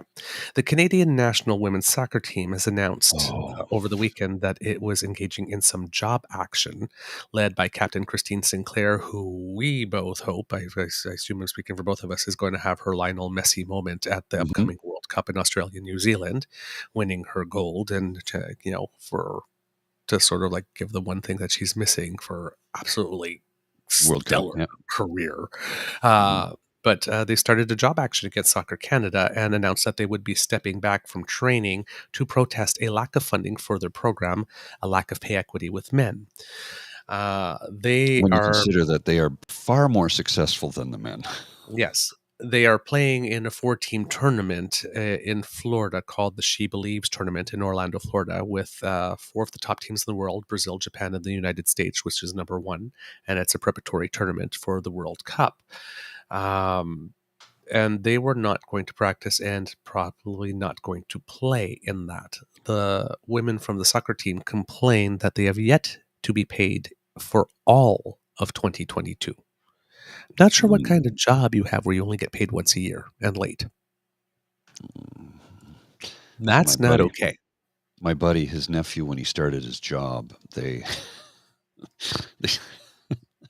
first day on the job, congratulations, welcome to the company. Your annual salary is $75,000 a year. That's what you start out as. And he's like, oh, okay, great. He gets home and he says to his mom, so yeah, my annual salary is $75,000 a year. How do I stretch that out? She goes, what? Well, that's my annual salary. Uh-huh. How do I stretch that out? What are you talking about? He thought he got paid once. She's like, no, you dum-dum. You get it every 2 weeks over the course of a year. He thought he just got 75 grand. They take the taxes off and now figure it out for the rest of the time. Yeah. So adorable. Yes. So Soccer Canada decided that it was going to, Canada Soccer, it's called now, not Soccer Canada. Canada Soccer decided that it was going to have a meeting with its players. And after the meeting, the team announced that it would call off its job action. But it turns out that they did not call off their job action because they made a wonderful agreement. But because Canada Soccer informed them that they consider the players to be employees and they consider the Talk Soccer tournament to be a contract, and that they were going to start a legal action against the players if they decided not to practice and continue with the job action. And since none of the players have been paid in a full year, well, they don't actually have the funds to mount a legal defense against that now, do they? Nope. Welcome to bend you over a barrel politics and employment.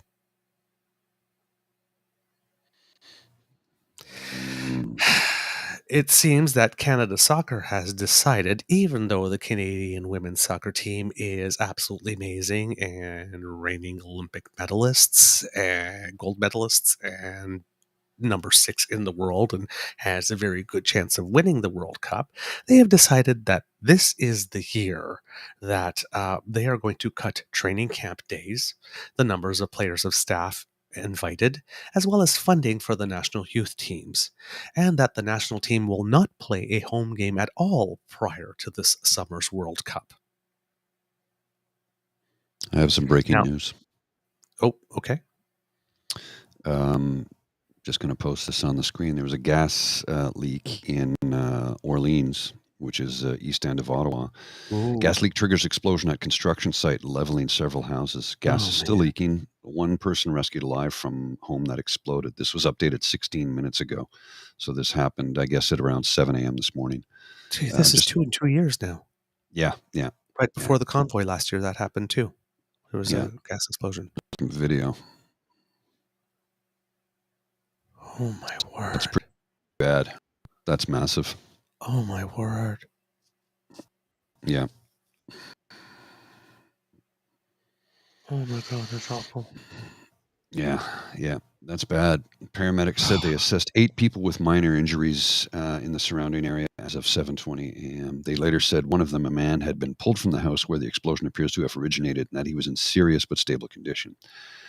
2 of the 8 are children. 10th Line Road is closed between Decour Drive and Wall Road, which is south of Brian Coburn Drive. The scene is about 20 kilometers from the core. I have another video here I'm going to pull up. There's some audio with it. Just a sec. You can see there's an awful lot of people there. Oh, sorry, I'll just start that over again. Oh my God. That's a lot of flashing lights. Yep. Oh boy. Wow. Sorry to interrupt, but it's like one of those things. Our thoughts. Breaking news. Wow. Oh, yeah, wow. yeah. Okay. Getting back to the Canadian national women's soccer team. Canada Soccer says it has offered the women $1.7 million in retroactive payments to the women's team. That's money they should have had all along that they said that they're only going to get now. Women want the same level of funding as the men's team received last year while preparing for the World Cup. And the men's team has officially made its support for the women's team's demands known in an open letter to Canada Soccer. So that's at least a positive development. Canada Soccer has said that it's committed with in its meeting to the players to pay equity in all deals struck going forward. Captain Christine Sinclair says the fight's not over, that the team will, quote, continue to fight for everything we deserve and we will win. And Pascal Saint-Onge, our Minister of Sport, is working with both sides and supports the right of women athletes to fair and equitable compensation. So, go ladies. Kick ass, take names, hand out lollipops, all of it. Go get what's yours. Oh, yeah. Go get what's yours. Because the men have gotten a lot of what's theirs by virtue of the fact that you did that. You built that. You built that. Go get what's yours. You've earned it. Okay. We have to wrap up soon. Quick couple of little things that I wanted to mention on some stories that we mentioned because I had notes all over the place and just want to make sure that I get all the details to you. In Turkey, over 100 countries have sent aid so far, and there are over 233,000 people on the ground trying to help with the recovery. So we're sending our best wishes there, hoping, and we still haven't heard anything yet about the Prime Minister announcing a matching fund yet, so I'm guessing they're still at the assessment period where we're not doing that. But please, kids, there are organizations around the country doing things proactively. So if you hear of anything and you have the ability to contribute in some way, please do. All right. With regard to the objects that were flying and that are being shot down, I have a quote here from Minister Anand that said, "To the best of our knowledge, this was the first time that a NORAD operation has downed an aerial object. The object was flying at an altitude of approximately 40,000 feet, had unlawfully entered Canadian airspace and posed a reasonable threat to the safety of civilian flight. Both Canadian and U.S. fighter jets were scrambled. The U.S. F-22 reached it first." So that was Minister Anand. Recovery operations are now underway and will be supported by the Canadian Armed Forces in conjunction with the RCMP. This coordinated operation will allow a further investigation into this object. We have no further details about the object at this time other than it appears to be a small cylindrical object. And that was the Prime Minister who said that, and he also spoke with President Biden about the incident on Saturday. With regard to the Super Bowl, little couple of things that I wanted to throw in here. And this is sort of like a combination of the two stories together. Someone decided to pull a little funny here. Mr. Grizzly. Okay. Let's just load this up. Breaking. NORAD has confirmed that Rihanna took out 5 Chinese spy balloons during her Super Bowl performance. She's floating all up there. I thought this was brilliant. Yeah. That's pretty good. I'm not gonna lie. That's pretty good. That's a good one. Super Bowl 57. If you saw the opening before the match, there was a Canadian man there, Patrick Mahomes from the Makwasugegan First Nation. He danced before a crowd of 70,000 people at State Farm Stadium, estimated, and to an audience of an estimated 100 million in the U.S. alone. He's a Cree dancer from Saskatchewan. And from the very, very first time at an NFL game, there was a land acknowledgement because this is happening in Arizona, specifically where there's a very active Indigenous population. Very much so. Patrick Mahomes said, "I think it's going to change. This is the beginning of it. When you do land acknowledgements and you get inclusion and you start working with Indigenous people, you start realizing we're not mascots." And indeed, you're not. And Mr. Grizzly, we have a little bit of video here. If you will put it up here for our kits. Sure. And I will but put for this one, he is. Yeah. He's no stranger to the stage. Just blow it up if you could. This one, he is. I'm still pinching myself, that I'm here and I'm part of everything. Mitsui is Cree from Makwasugegan First Nation in Saskatchewan. He performs the traditional men's fancy dance and runs a dance company. This week, he's showing tens of thousands of football fans what he can do. This year, the Super Bowl invited performers like Mitsui to showcase Indigenous culture in the lead-up to the game. At an event last week, for the first time, league officials read a land acknowledgement. I feel like, long overdue, but so excited that they're doing it. But some want much more change. While a couple of pro teams have discarded controversial nicknames, Kansas City still uses one, the Chiefs, and uses a fan chant, the Tomahawk Chop.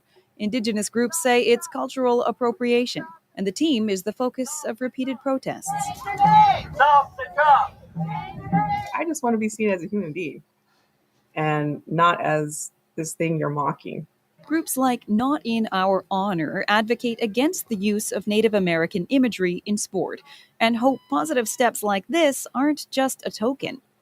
What's going to happen after Super Bowl leaves? Are they still going to carry this on? I would hope so. And we would hope so going forward with other Super Bowls. Mitsui feels change is coming. I know when I was growing up, it was hard for me to find someone I could look up to that looked like me. And, now we're taking up all these spaces and being included. It's so amazing. Amazing, he says, for this and the next generation to see. Stephanie Mercier, CBC News, Vancouver.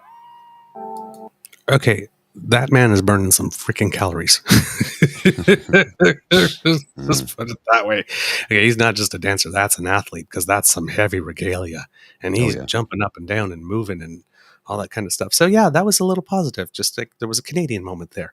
And just a couple little notes here with regard to that when we're talking about the black quarterbacks in terms of when we're talking about Canada.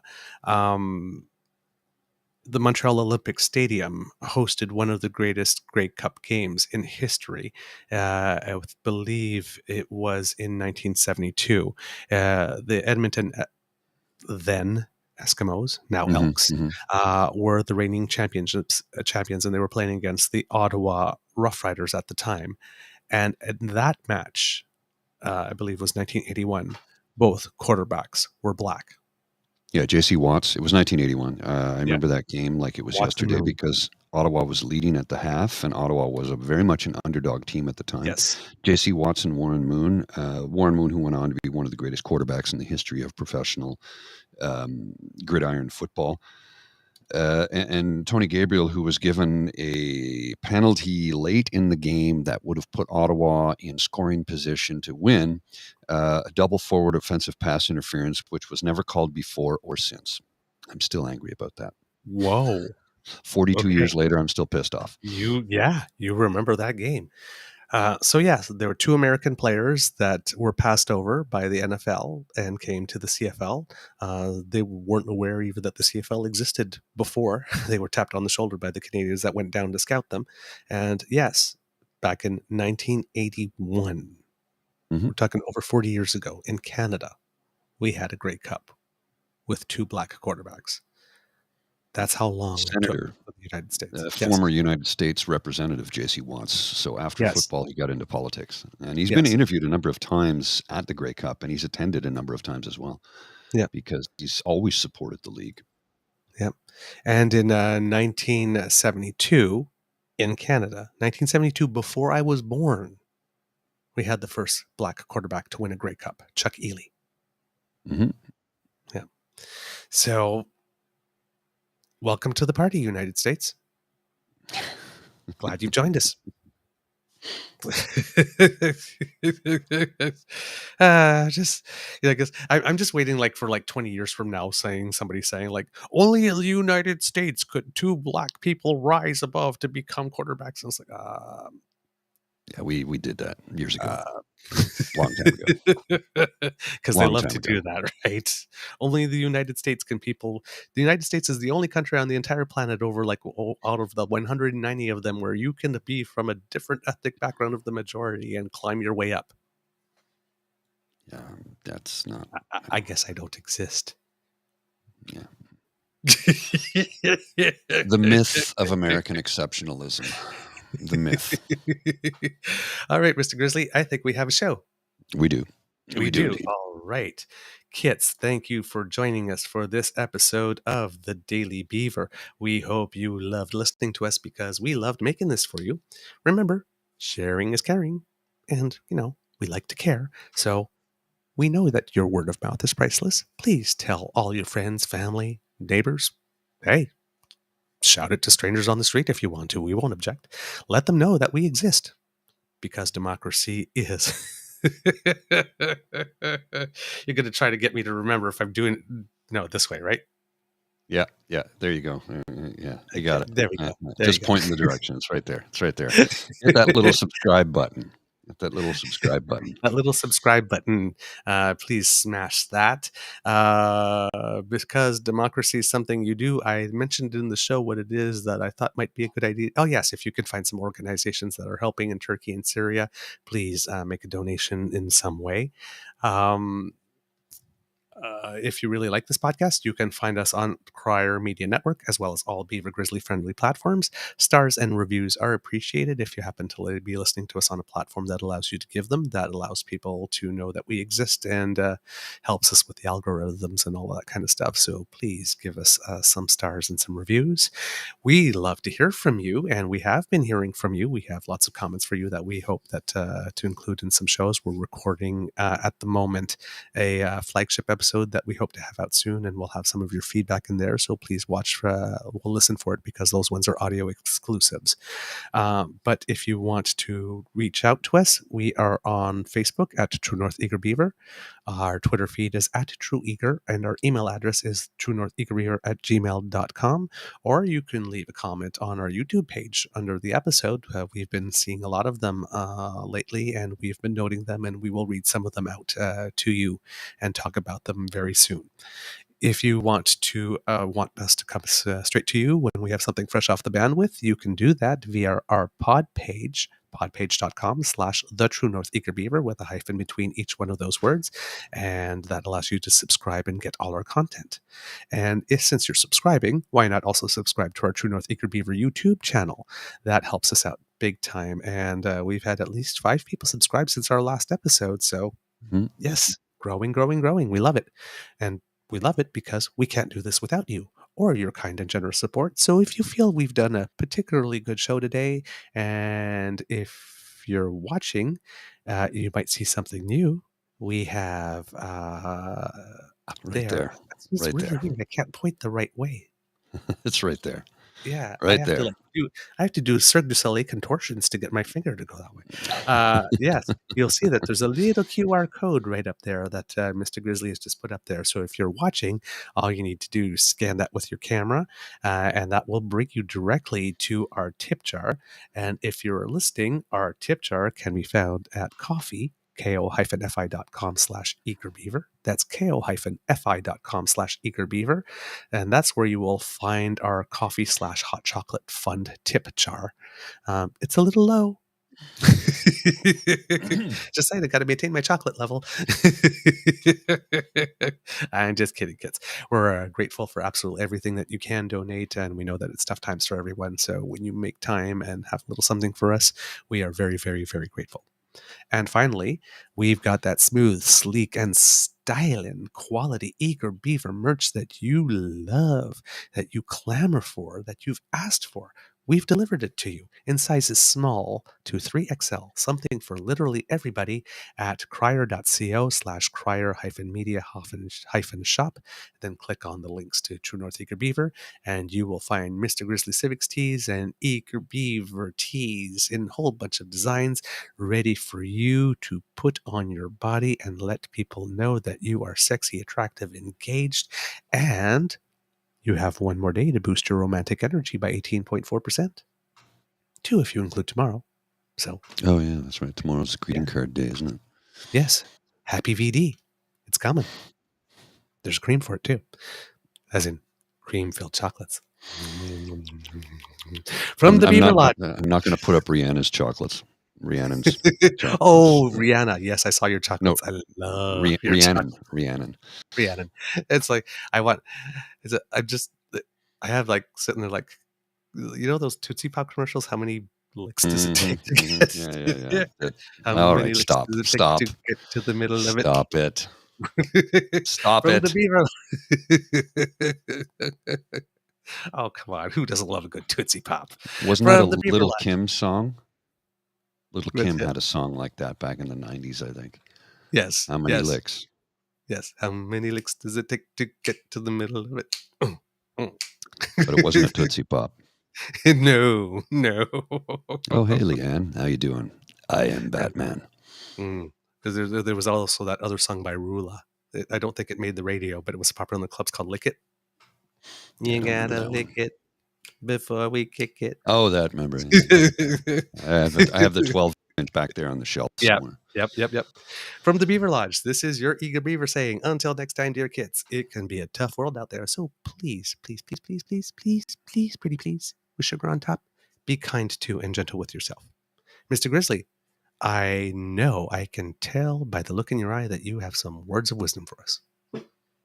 Yeah. It's no secret I've been struggling in the last few days with my mental health. Yes, so I do want to let everybody know that, I'm fine. I'll get through it. I'll be, it's a tough road to hoe right now, but every day above ground is a good day. No matter how bad you think it is, you're still above ground. I'm not pushing up daisies yet. So as far as I'm concerned, even though I'm having a tough time, I'm still having a good day because I'm above ground. And that's all that really matters today. Yeah. And you know what? You know that with me, if ever you need some time, you take time and the health. Yeah, no, I'm good. But it's just therapeutic for me. I appreciate that you show up. I just want you to know. I appreciate you. I appreciate you, and I appreciate that you show up. Thanks. So, but you know that if ever you need time, health comes first because I want you here for the long haul. Yeah, me too. But it means I need to be without you for a couple of days. I'm going to do that, right? No, so no pressure. It's therapeutic for me. This helps me. Believe it. Okay. It helps me get through because it gives me something to look forward to. So yeah, this is more therapy than you'll ever know. Okay, good. Because I'm pretty sure I can speak for all the kids here saying that we very much care about you and we want you to be at your best as often as possible. So Thanks. we are more than happy to do without our daily dose of Paul if that allows us to have more of you over the long run. I'm good. Yeah. If I have to take time, I'll let you know. But I'm good for now. I'll stick it out because plowing through, working through, meditating, changing the diet, eliminating alcohol. Weird thing though, I've been craving chocolate lately, so there's something funny going on with my head because I'm not a sweets guy. For some reason, I just want to eat all the chocolate. So maybe I'm pregnant. Oh, maybe, or No, maybe a way that's to not replace possible. alcohol, sugar.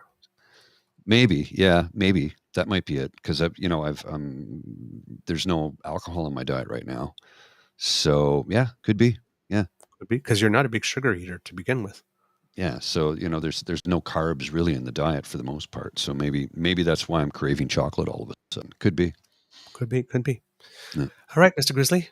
I'm sending you good vibes for so that Thanks.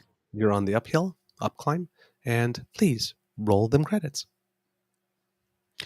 I'm going to do that right now. Saucy goes, no, you're.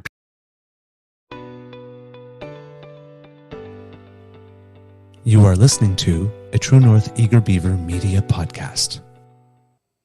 The True North Eager Beaver podcasts are proudly brought to you by our founding sponsors, the Miss V Mysteries from Corvid Moon Publishing, your source for science fiction, fantasy, and cozy mysteries featuring a broad diversity of characters.